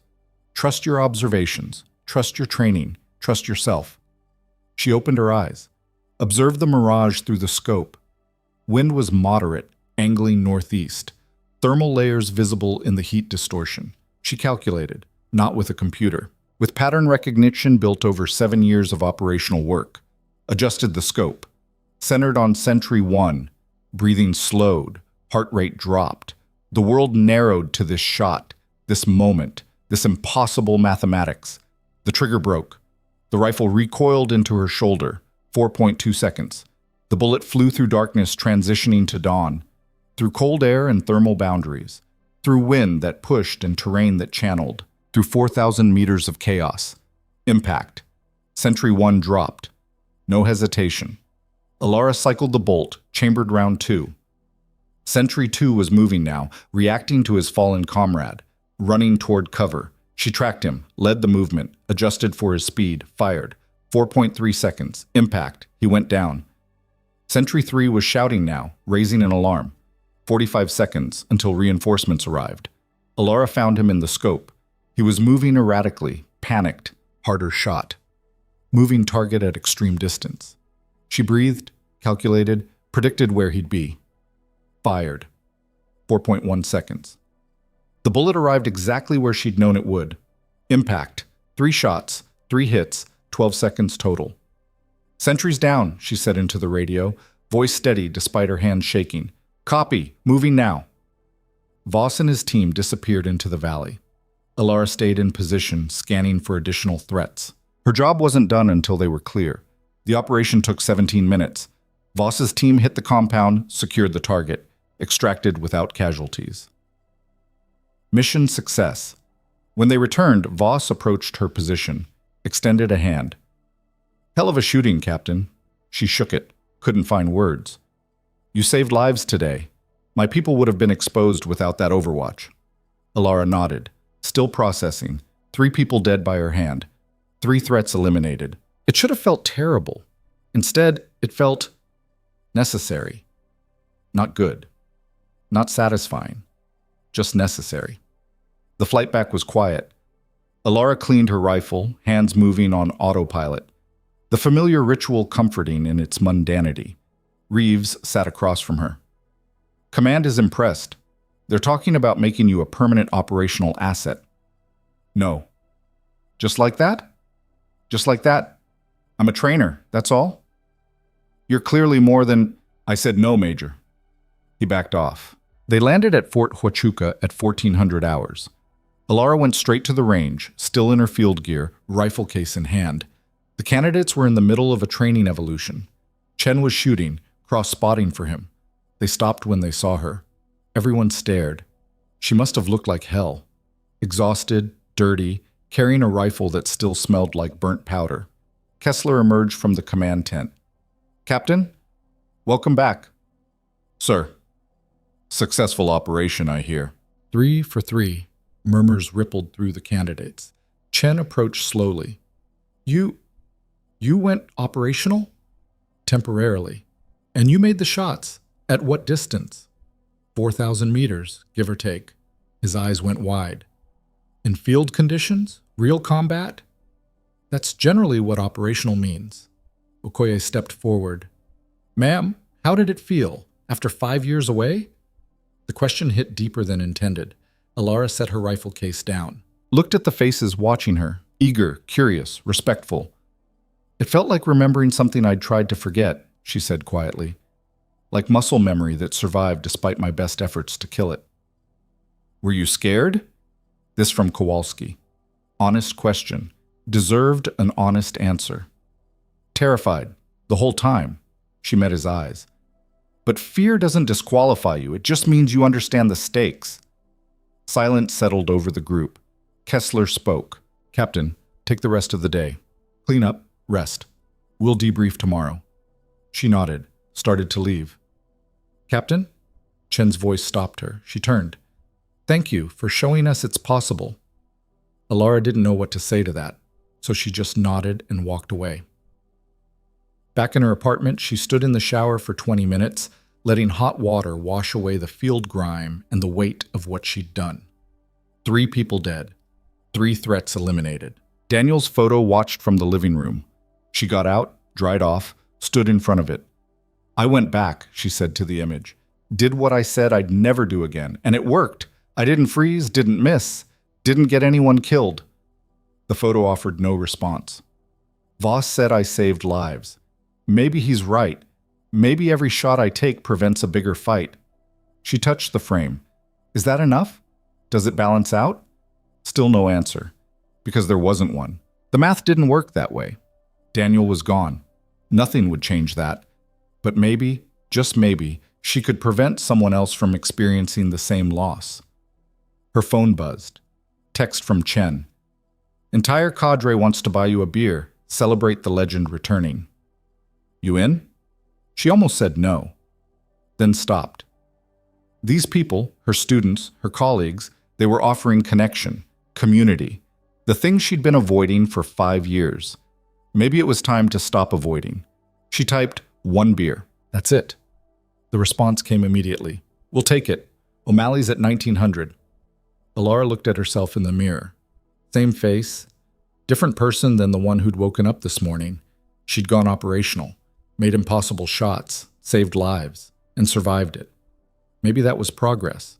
Or maybe it was just the beginning of sliding back into a life she'd tried to escape. Either way, she'd face it, 1 shot at a time. Outside, the desert sun began its descent, painting the sky in colors that reminded her of tracer rounds and distant fires.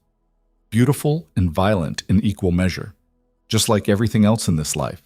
She got dressed, went to meet her team, and for the first time in 5 years, allowed herself to believe that maybe she belonged somewhere after all. O'Malley's was packed by the time Alara arrived.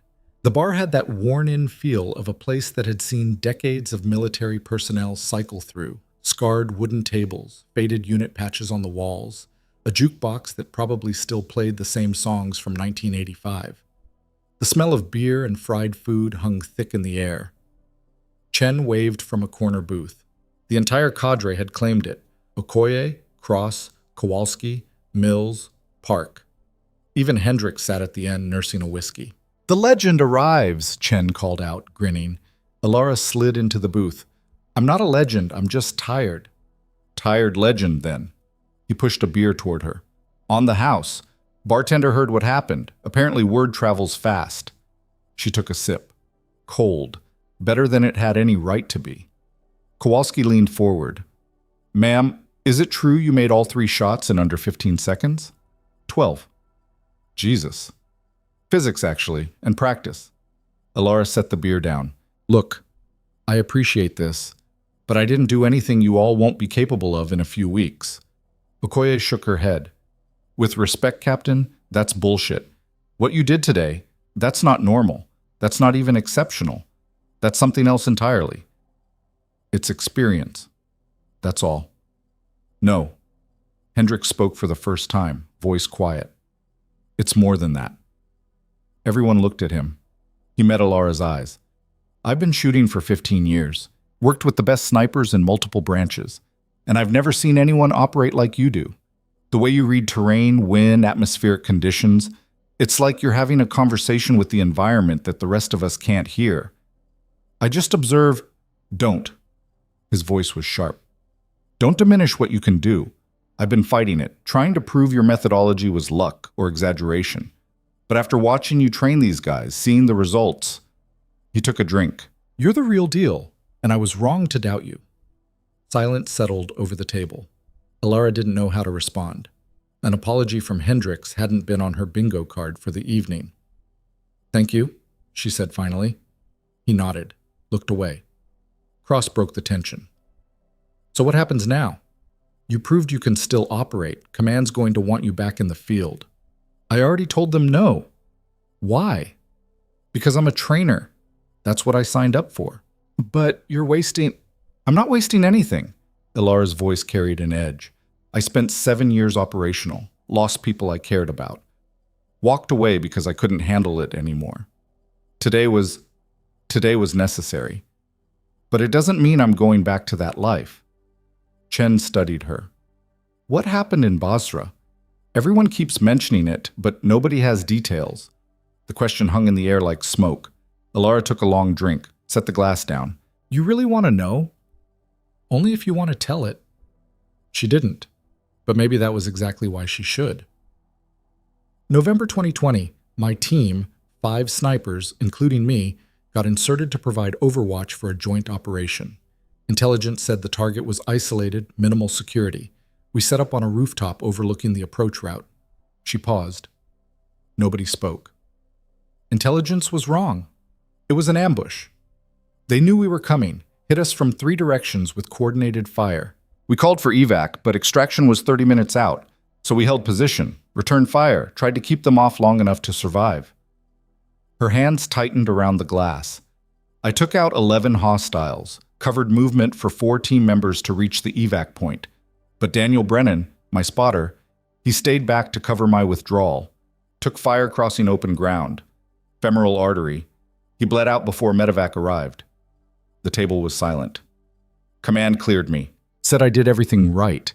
That Brennan's death was acceptable losses in a bad situation. Alara's voice went flat. But he wasn't losses. He was a person. And he died because I didn't see the ambush coming. That wasn't your fault, Okoye said quietly. Wasn't it? I was team lead. Intelligence assessment was my responsibility. You trusted bad intel. That's not the same as making a mistake. Tell that to Daniel. Silence again. Kowalski spoke carefully. Ma'am, I lost my spotter in Kandahar. Mortar strike.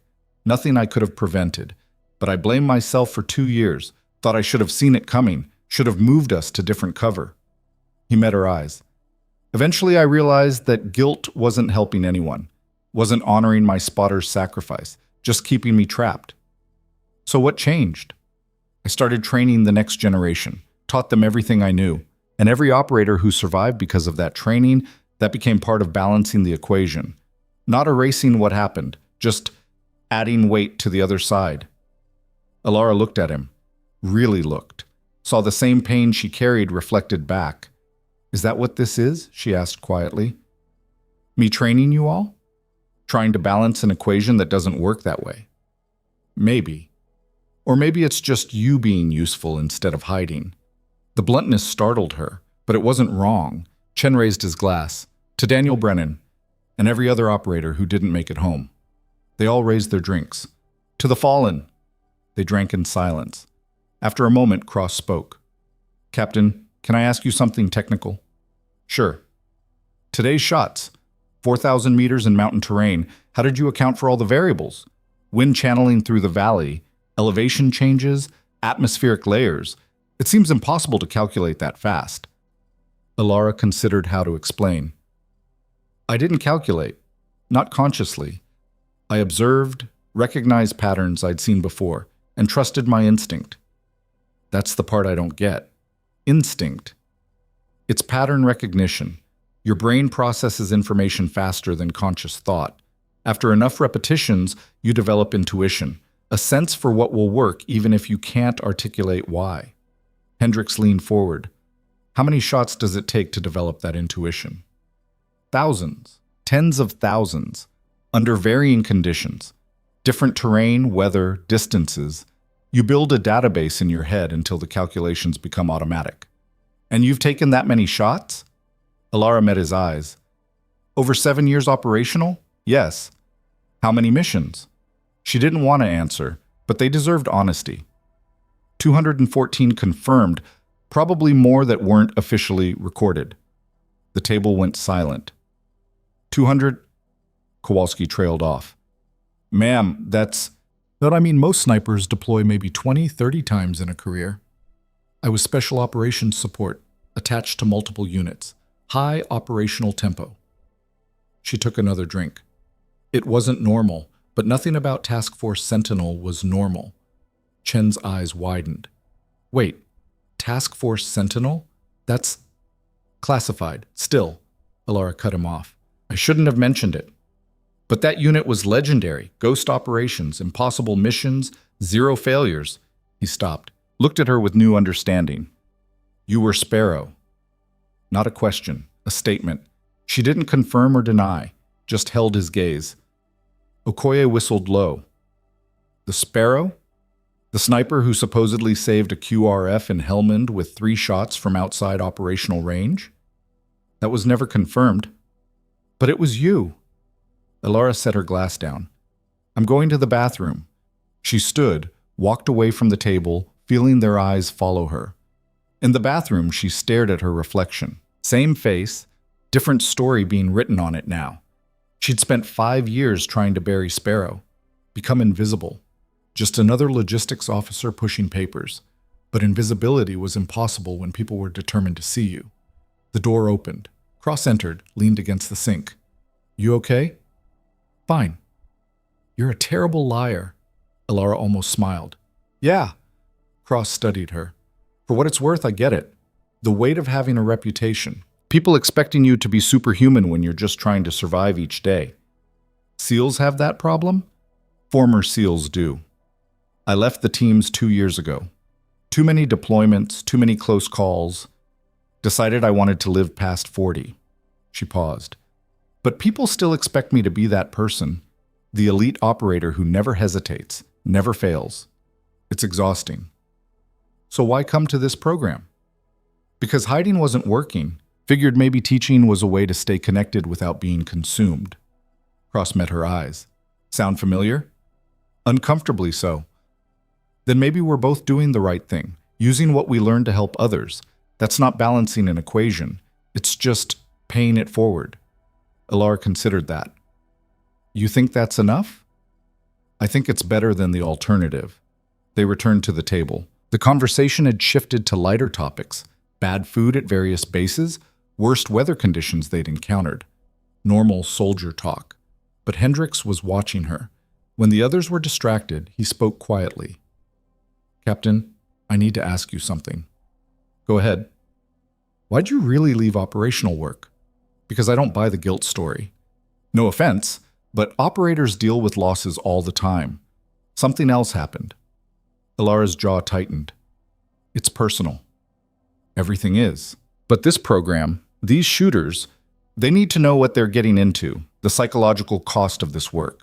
He leaned closer. So I'm asking, what broke you? The bluntness should have angered her. Instead, it felt like permission to be honest. It wasn't one thing. It was accumulation. She kept her voice low. 200 missions. 200 times making life or death decisions from impossible distances. You start to see people as problems to solve instead of human beings. Threat or non-threat. Target or bystander. She paused. After Basra, I looked at my hands and realized I couldn't remember all the faces. The people I'd killed. They'd become statistics, confirmed kills, mission success. Her voice went quieter. But I remembered Daniel perfectly. Every detail. His laugh, his terrible coffee, the way he'd hum off key when he was nervous. Hendricks said nothing, just listened. That's when I knew I had to stop, because I'd lost the ability to see enemies as people, but I still saw teammates as friends, and losing friends destroyed me while losing enemies meant nothing. She met his eyes. That imbalance, that's what broke me. Not guilt, horror at what I'd become. Silence stretched between them. Finally, Hendricks spoke. Thank you for telling me. Why'd you need to know? Because I'm training people to do what you did. And if I'm going to do that ethically, I need to understand the cost. Not just physical danger, psychological damage. Then you should know, some of them won't handle it. The weight of taking life from distance, the detachment required. Some people break. How do I identify who will and won't? You can't. Not reliably. Ilara glanced at the table, Chen laughing at something Kowalski said, Okoye trading stories with Cross. But you can prepare them. Teach them that every shot is a person, not just a problem. Make them understand the weight before they feel it. Is that what you're doing? Trying to teach them better than you were taught? Maybe. Or maybe I'm just hoping they don't make my mistakes. The evening wore on.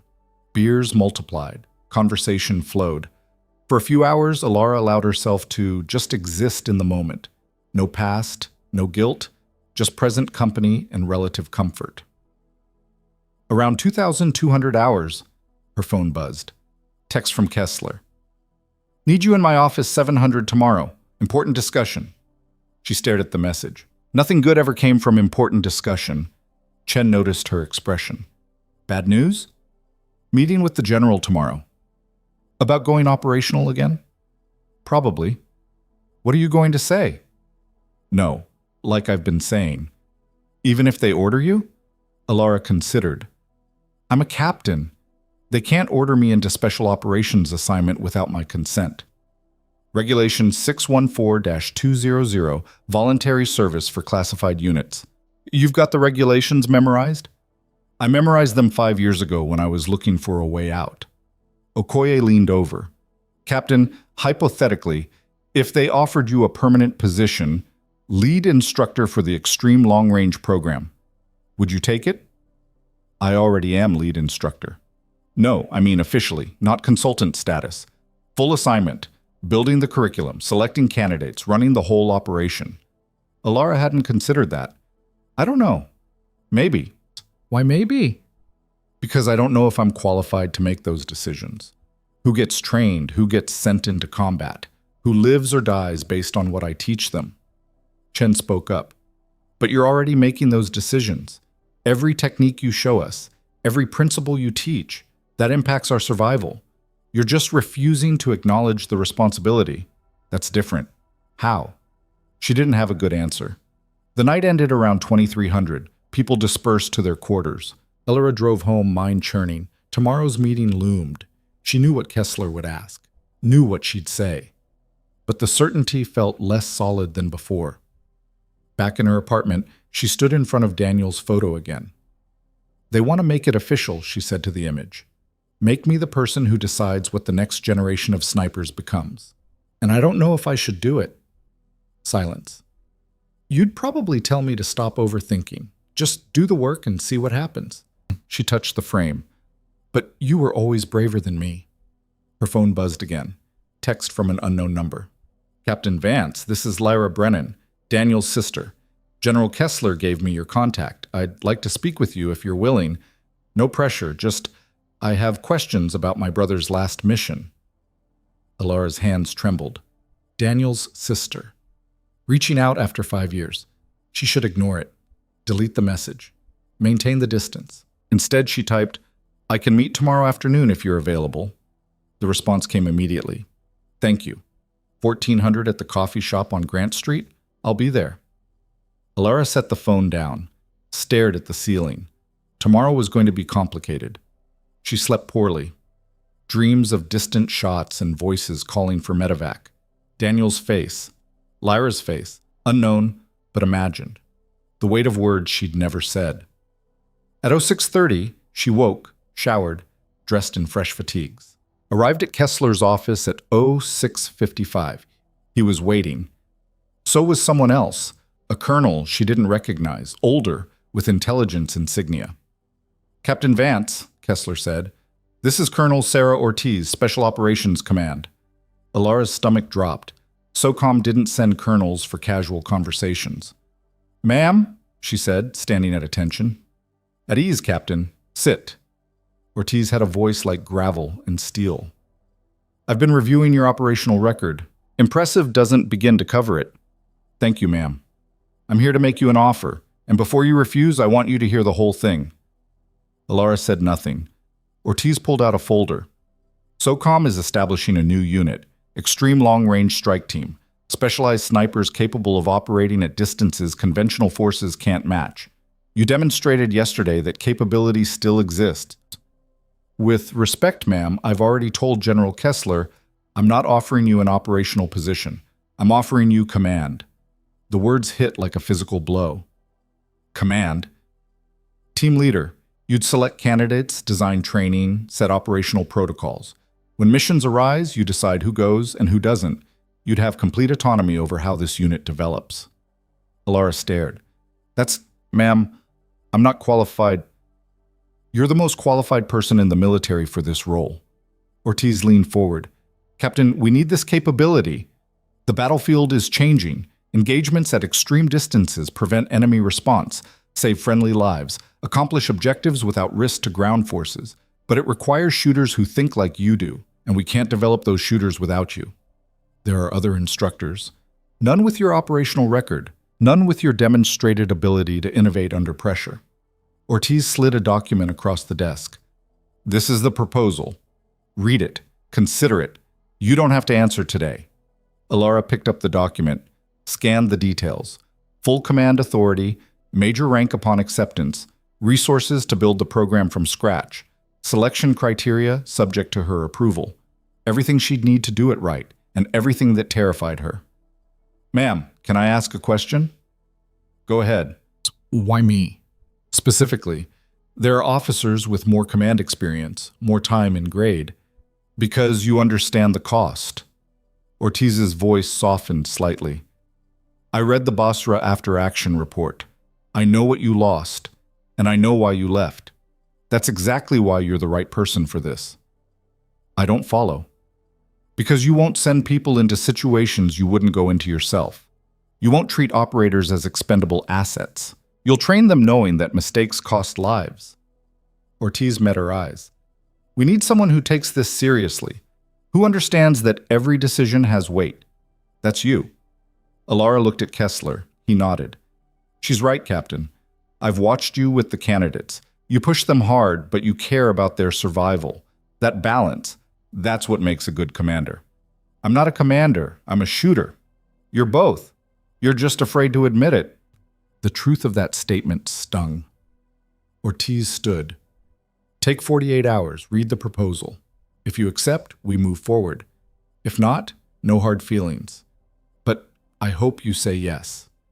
She left. Alara sat in silence, staring at the document. Kessler spoke quietly. What are you thinking? That this is insane. Probably, but that doesn't make it wrong. What if I fail? What if I train someone wrong and they die because of it? Then you learn from it. Adjust. Keep moving forward. He paused. Alara, you can't guarantee success. Nobody can. But you can give people the best possible chance. That's all command is. That's a hell of a responsibility. Yes, but you're capable of carrying it. She didn't feel capable, felt overwhelmed and underprepared and terrified. But maybe that was the point. Maybe command wasn't about confidence. It was about accepting the weight anyway. I need to think, she said. Take your time. She left the office, document in hand, mind spinning. At 1400, she sat in the coffee shop on Grant Street, waiting. A woman entered. Mid-20s, dark hair, familiar features. Daniel's sister. Alara stood. Lyra? Captain Vance. They shook hands. Lyra's grip was firm, but trembling slightly. Thank you for meeting me. Of course. They sat, ordered coffee. The silence stretched awkwardly. Finally, Lyra spoke. I've wanted to talk to you for 5 years, ever since Danny died. I'm sorry I never reached out. I understand why you didn't. It's hard to face family of people She trailed off. People who died under your command. Alara's throat tightened. Your brother was the best spotter I ever worked with, and one of my closest friends. He talked about you in his letters, said you were the best shooter he'd ever seen, said working with you made him better. He made me better too. Lyra's eyes glistened. I need to know what happened. The official report was vague.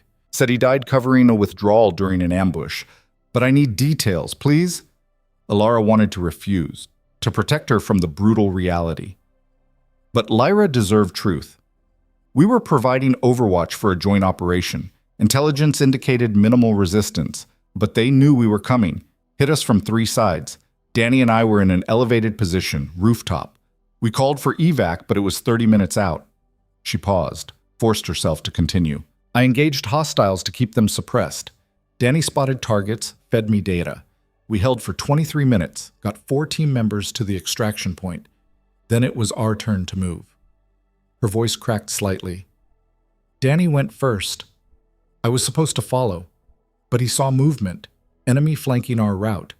He stayed back to engage, took fire crossing open ground. Femoral artery. I called for medevac, but he bled out in 4 minutes. Tears were streaming down Lyra's face now. I tried to save him, Alara continued, her own eyes burning. Tourniquet, pressure, everything I knew, but the bleeding was too severe. She couldn't finish. Lyra reached across the table, took her hand. Thank you for trying, for being with him. It wasn't enough. It was everything. He didn't die alone, and he died protecting people he cared about. That mattered to Danny. They sat in silence, holding hands across the table, grief shared between them. After a moment, Lyra spoke again. I heard you're training the next generation of snipers. Is that true? Yes. Good. Danny would have liked that. He always said you had more to teach than anyone realized. He was optimistic.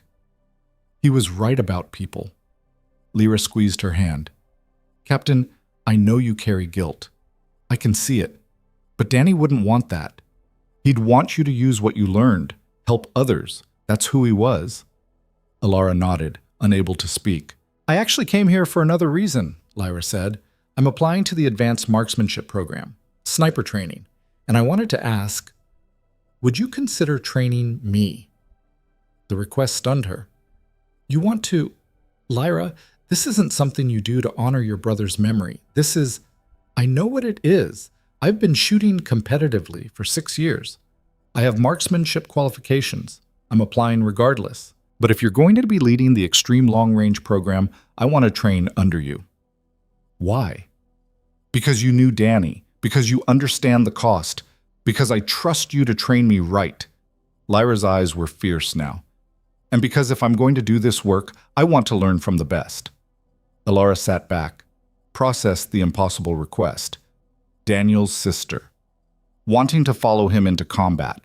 into the same work that had killed him. Every instinct screamed to refuse, to protect her from that fate.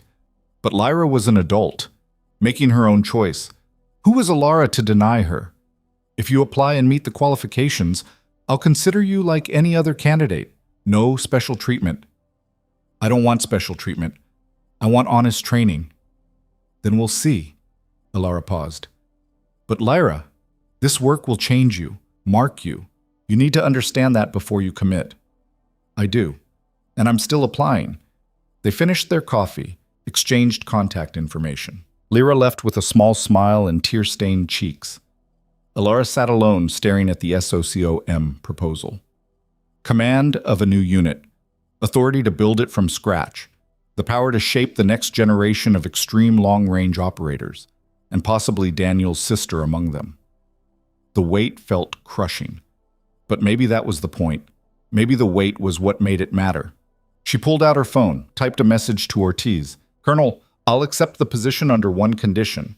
I maintain authority to deny any mission I deem unnecessarily risky. No pressure from command to send people into situations I wouldn't go into myself. The response came within 2 minutes. Agreed. Welcome aboard, Major Vance. We'll begin transition immediately. Major Vance. The promotion felt surreal, but more surreal was the realization that she'd just committed to the one thing she'd been avoiding for 5 years. Leadership, responsibility, the power to save lives or send people to their deaths. She looked at her reflection in the coffee shop window. Same face, different rank, different purpose. Daniel's photo was back in her apartment, but she could picture it clearly. I'm doing this, she said to the memory, building something better, training them right, making sure they understand the cost before they pay it. The reflection offered no response, but she didn't need one. For the first time in 5 years, Alara knew exactly what she had to do. Not hide, not just survive. Lead. She left the coffee shop, drove back to the base, walked directly to the range where her candidates were training. They stopped when they saw her. Listen up, she said, voice carrying across the open desert. I've accepted a new position. Major Commanding Officer of the Extreme Long Range Strike Team. This program is no longer experimental. It's operational. Chen's eyes widened. Okoye smiled. That means standards just got higher. Training gets harder. Expectations increase. She looked at each of them. But it also means I'm committed, fully, to making you the best extreme long-range operators in the military. Questions? Hendrik stepped forward, extended his hand.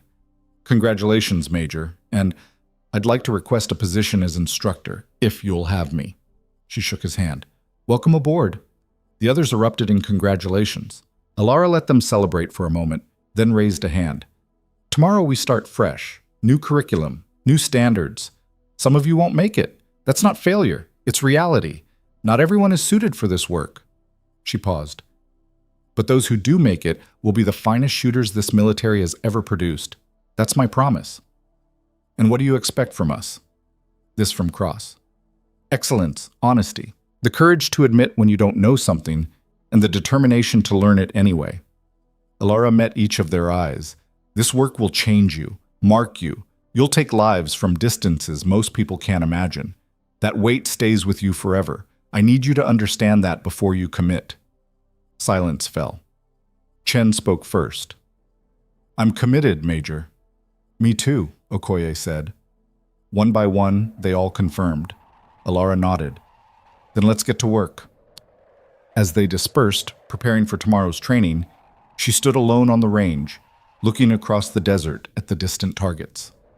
4,000 meters, 2.5 miles, the distance between impossible and achievable. She'd spent 5 years trying to forget she could make that shot. Now she'd spend however long it took teaching others to make it too. Not to balance an equation that couldn't be balanced, but to honor the people who didn't make it home by ensuring their sacrifice meant something. The sun was setting, painting the desert in colors like fire and blood, beautiful and violent, just like everything else. Alara pulled out her phone. One more message to send. To Lyra. If you apply and qualify, I'll train you, but I'll be harder on you than anyone else. Not because of who your brother was, because of who you want to become. Fair warning. The response came quickly. I wouldn't want it any other way. Thank you, Major.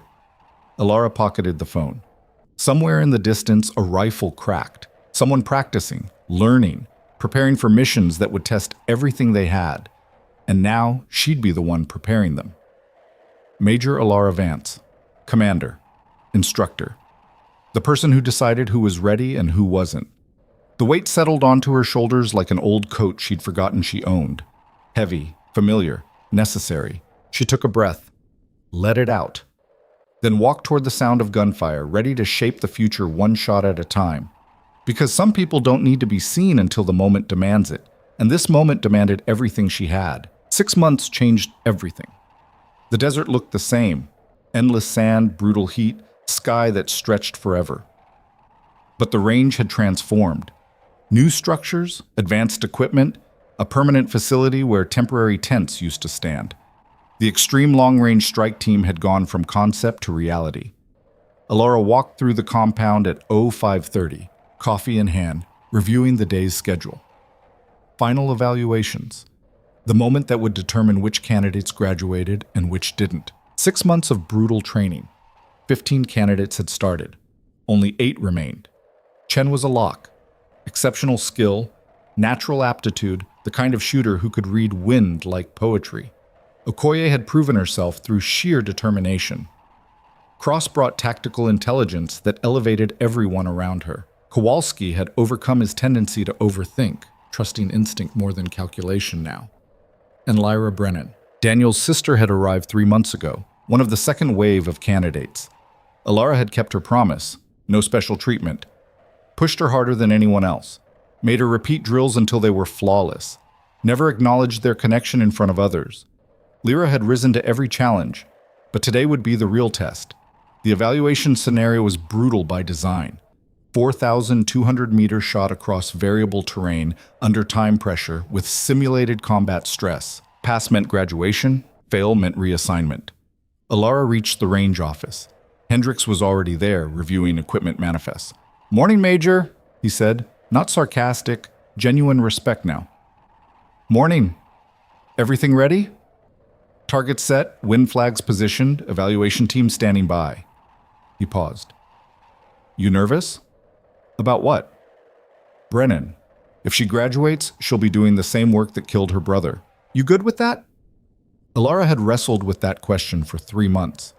She's not my responsibility to protect. She's an adult making her own choice. That's a very logical answer that doesn't address how you feel. Since when do you care about feelings? Since I've been working with you long enough to know you care too much and pretend you don't. Hendricks met her eyes. "So I'm asking, are you okay?"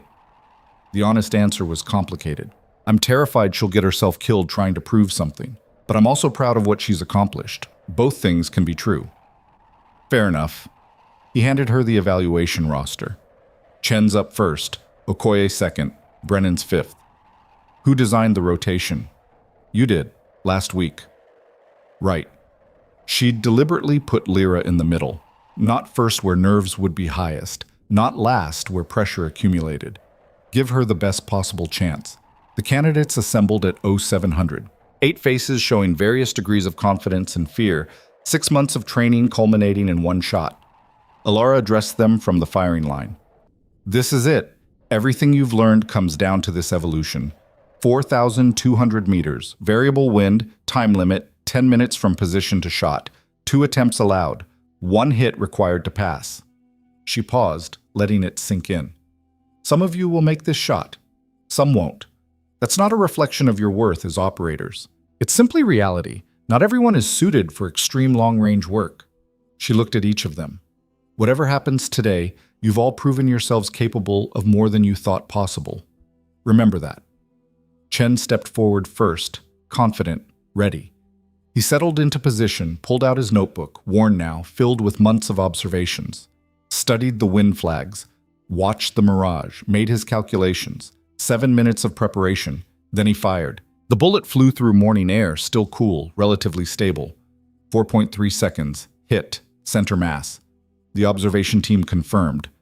Chen stood, grinning. "First try, Major." "Outstanding work, Sergeant. You're through." 1 down. Okoye went next.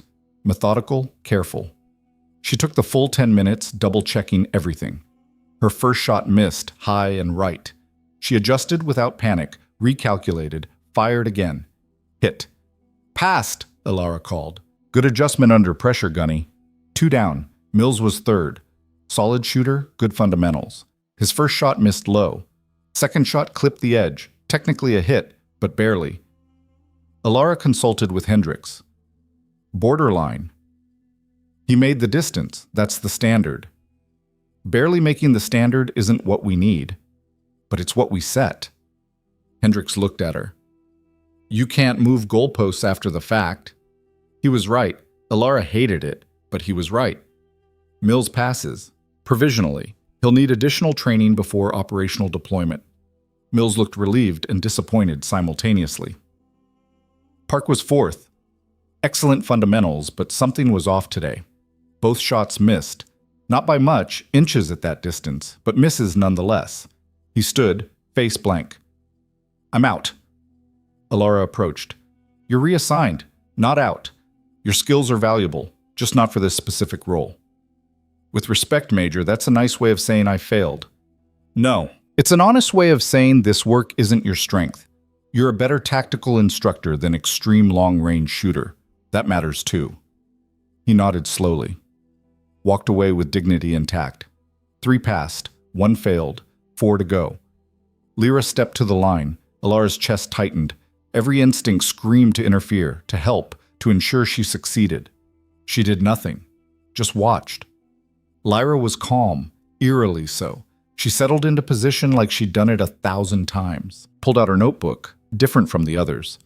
Ilara had seen it once, filled with observations but also sketches. Visual learner, like Daniel had been. She studied the terrain, wind flags, mirage patterns, made notes, checked her watch. 6 minutes elapsed. Then she looked through the scope. Breathing slowed. Body went still. Fired. The shot echoed across the desert. 4.2 seconds. Miss. Left by maybe 18 inches. Lyra didn't react. Just cycled the bolt, chambered another round, adjusted her scope. Small correction, maybe half a mil. Breathed again. Fired again. Hit. Dead center. Ilara exhaled. Hadn't realized she'd been holding her breath. Brennan passes, she called, voice steady despite her racing heart. Lyra stood. Met Ilara's eyes. No smile. Just a small nod. Understanding passed between them. Acknowledgement of what this meant. Daniel's sister had just become the kind of shooter Daniel had been. The kind of operator who could make impossible shots and live with the weight of it. The evaluations continued. Cross passed on her first shot. Flawless execution. Kowalski took both attempts but made the second count. By 1200 hours, results were final. 6 graduates, 2 reassignments. Ilara assembled the graduates in the conference room. Hendricks, Kessler, and Colonel Ortiz joined. Ortiz spoke first. Congratulations. You've completed the most demanding sniper training program the military has ever created. What you've learned here, the ability to engage targets at extreme distances under impossible conditions, makes you the tip of the spear for future operations. She paused. But with that capability comes responsibility. Every shot you take from this point forward carries weight. Lives saved, lives taken. Mission succeeded or failed. Major Vance has prepared you for the technical challenges. Now you need to prepare yourselves for the psychological ones. Kessler stepped forward. You'll deploy as needed to support joint operations, provide overwatch, eliminate high-value targets, prevent casualties through precision engagement. He looked at Ilara. Under Major Vance's command, you'll set the standard for what extreme long-range operations can achieve. Ilara stood, faced her graduates. You're not finished learning, she said quietly. This is just the beginning. Every mission will teach you something. Every shot will refine your understanding. Stay humble, stay observant, and never forget that the targets you engage are human beings. That weight, that responsibility, is what separates professionals from killers. She pulled out 6 certificates. Advanced Extreme Long-Range Qualification, signed by Kessler, Ortiz, and herself. Called them forward one by one. Sergeant Marcus Chen, you've demonstrated exceptional aptitude and leadership potential. Congratulations. Chen took the certificate with a grin. Thank you, Major, for everything. Gunnery Sergeant Patricia Okoye, your determination and adaptability make you an outstanding operator. Okoye shook her hand firmly. Honor serving with you, ma'am. Petty Officer Amanda Cross, your tactical intelligence elevates everyone around you. Cross smiled. Learn from the best. Staff Sergeant Thomas Kowalski, you've overcome your weaknesses through sheer persistence. Kowalski's eyes were bright. Won't let you down, Major. One more name. Corporal Lyra Brennan. Lyra approached, stood at attention. Alara held the certificate but didn't hand it over immediately. Your brother would be proud of what you've accomplished. Lyra's composure cracked slightly. I hope so. I know so. Because you didn't do this to honor his memory. You did it to become your own operator. That's exactly what he would have wanted. Alara extended the certificate. Congratulations, Corporal. You've earned this. They shook hands. Lyra's grip was trembling. Thank you, Major. For training me right, for not going easy on me. I couldn't. You deserve better than that. The ceremony concluded. Graduates dispersed to celebrate. Alara remained, staring at the empty room. Kessler approached. You did good work here. They did the work. I just guided them. That's what good commanders do. He paused. I have news. SOCOM wants to expand the program. Double the capacity. You'd oversee multiple training cycles simultaneously. Alara considered. That's a lot of responsibility.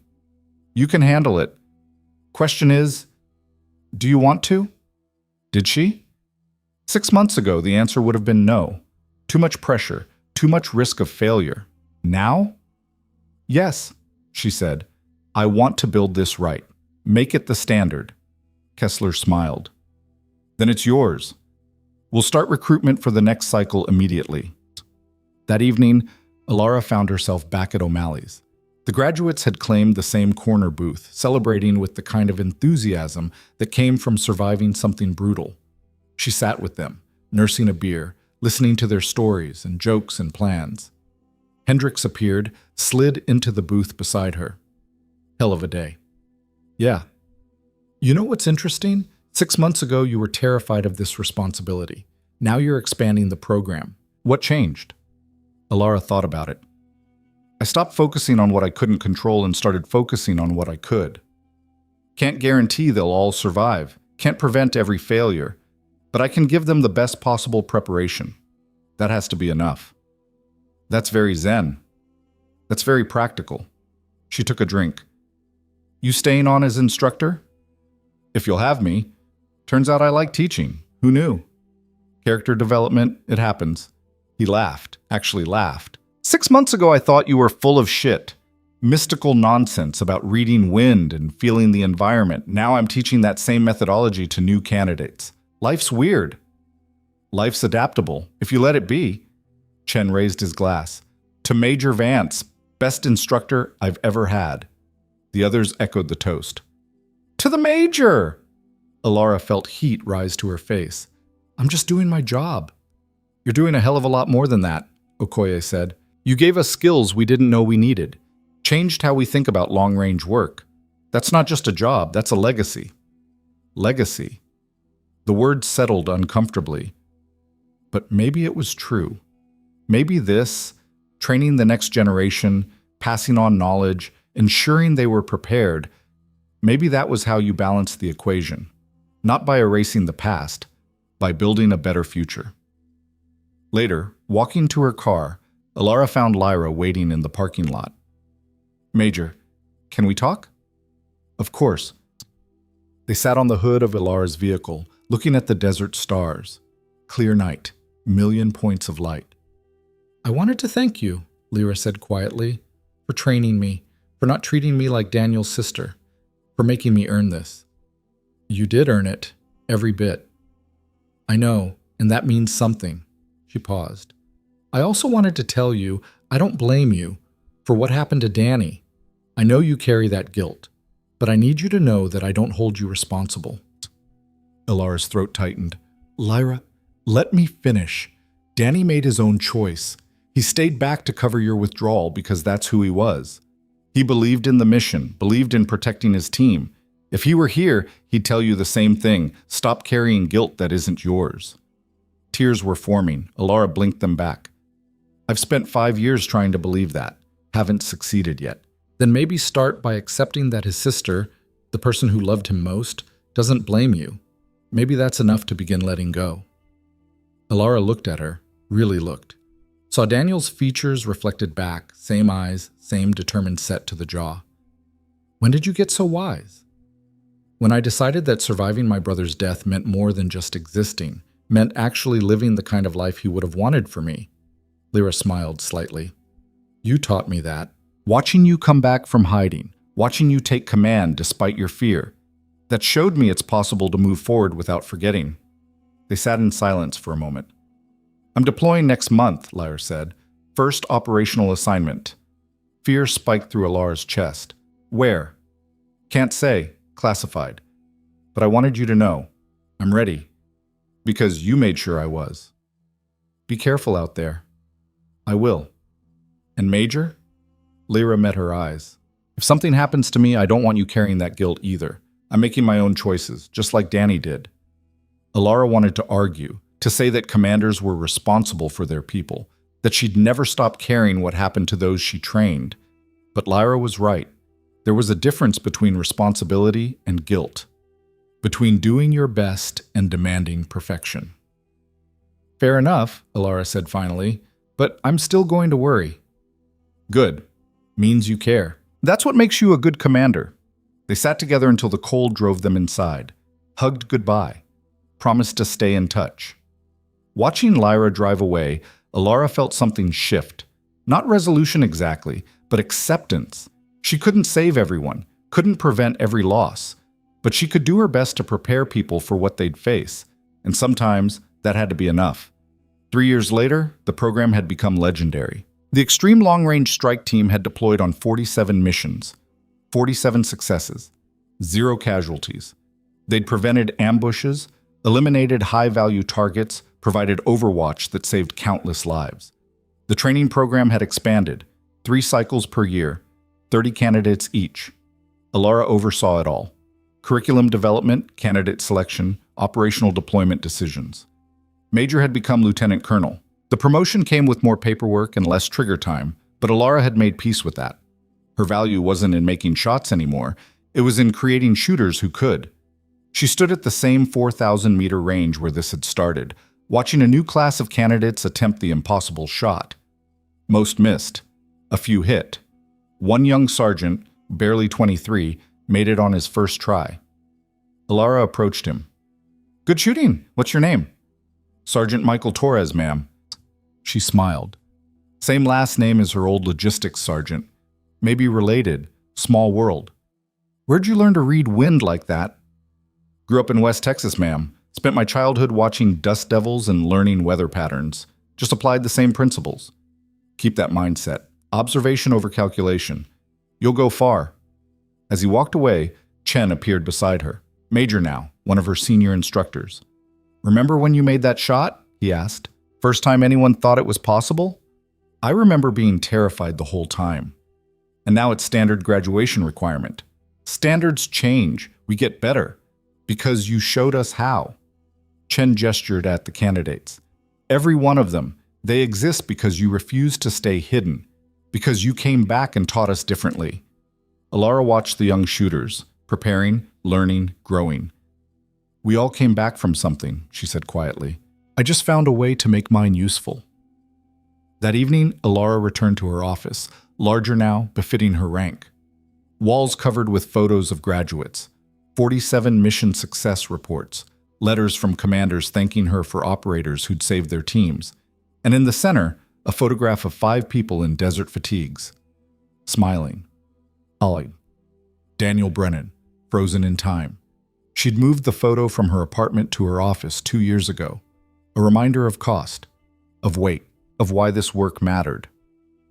We did it, she said to the image. Built something that matters. Trained operators who understand the responsibility. Some of them are better than I ever was. The photo, as always, offered no response. But Alara didn't need one anymore. She knew what Daniel would say. Stop living in the past. Do the work. Save lives. She'd done exactly that. Her phone buzzed. Message from Lyra. Deployed somewhere classified. Made a 4,500-meter shot today. New personal record. Thought you'd want to know. Still in one piece, still remembering everything you taught me. Alara smiled. Typed back. Outstanding work. Stay safe out there. The response came quickly. Always. Because you taught me how. She set the phone down, looked at the mission reports, the photographs, the evidence of 3 years building something larger than herself. The equation still didn't balance. Daniel was still gone, but the weight on the other side had grown. Lives saved, operators trained, missions succeeded. Not perfect, never perfect, but enough. Alara turned off her office light, walked out into the desert evening. The range was empty now, candidates dismissed for the day. Wind whispered across sand, carrying the faint smell of gunpowder and possibility. Somewhere out there, operators she'd trained were taking impossible shots, reading wind she couldn't see, making decisions that would save lives. And tomorrow, she'd train more. Build the next generation. Pass on knowledge earned through pain and loss and years of refusing to quit. Because some people don't need to be seen until the moment demands it. And when that moment comes, they prove themselves in ways that change everything. Alara had spent 5 years hiding, 3 years building. The second number was still growing. She looked up at the stars, same ones that had watched her in Basra, in Arizona, in every place she'd ever made an impossible shot. They offered no judgment, no absolution, just witness. And maybe that was enough. The desert wind picked up, rattling loose equipment and carrying dust toward distant mountains. Somewhere, a young sergeant was probably studying that wind, learning its patterns, building the database that would one day save his life. Because Alara had taught him how. And in that teaching, in that passing of knowledge from one generation to the next, there was purpose, meaning, a way forward that didn't require forgetting the past, just building something better from it. She took a breath, let it out, walked toward her car. Tomorrow would bring new candidates, new challenges, new opportunities to prove that impossible shots weren't impossible, just difficult. And difficulty was something that could be overcome, one observation at a time, one shot at a time, one life saved at a time, until the equation balanced, or until she ran out of time trying. Either way, she'd keep moving forward, because that's what survivors did. They survived, they learned, they taught. And sometimes, if they were very lucky and very determined, they changed the world. Not through grand gestures or miraculous moments, but through quiet persistence, through showing up every day, through refusing to let past failures define future possibilities. Alara started her car, drove away from the range, left the desert to its silence, but she'd be back tomorrow, and the day after, and every day until she couldn't anymore. Because some people don't need to be seen, they just need to do the work, and trust that the work matters. Real power isn't loud. It waits, observes, and proves itself when the moment demands it.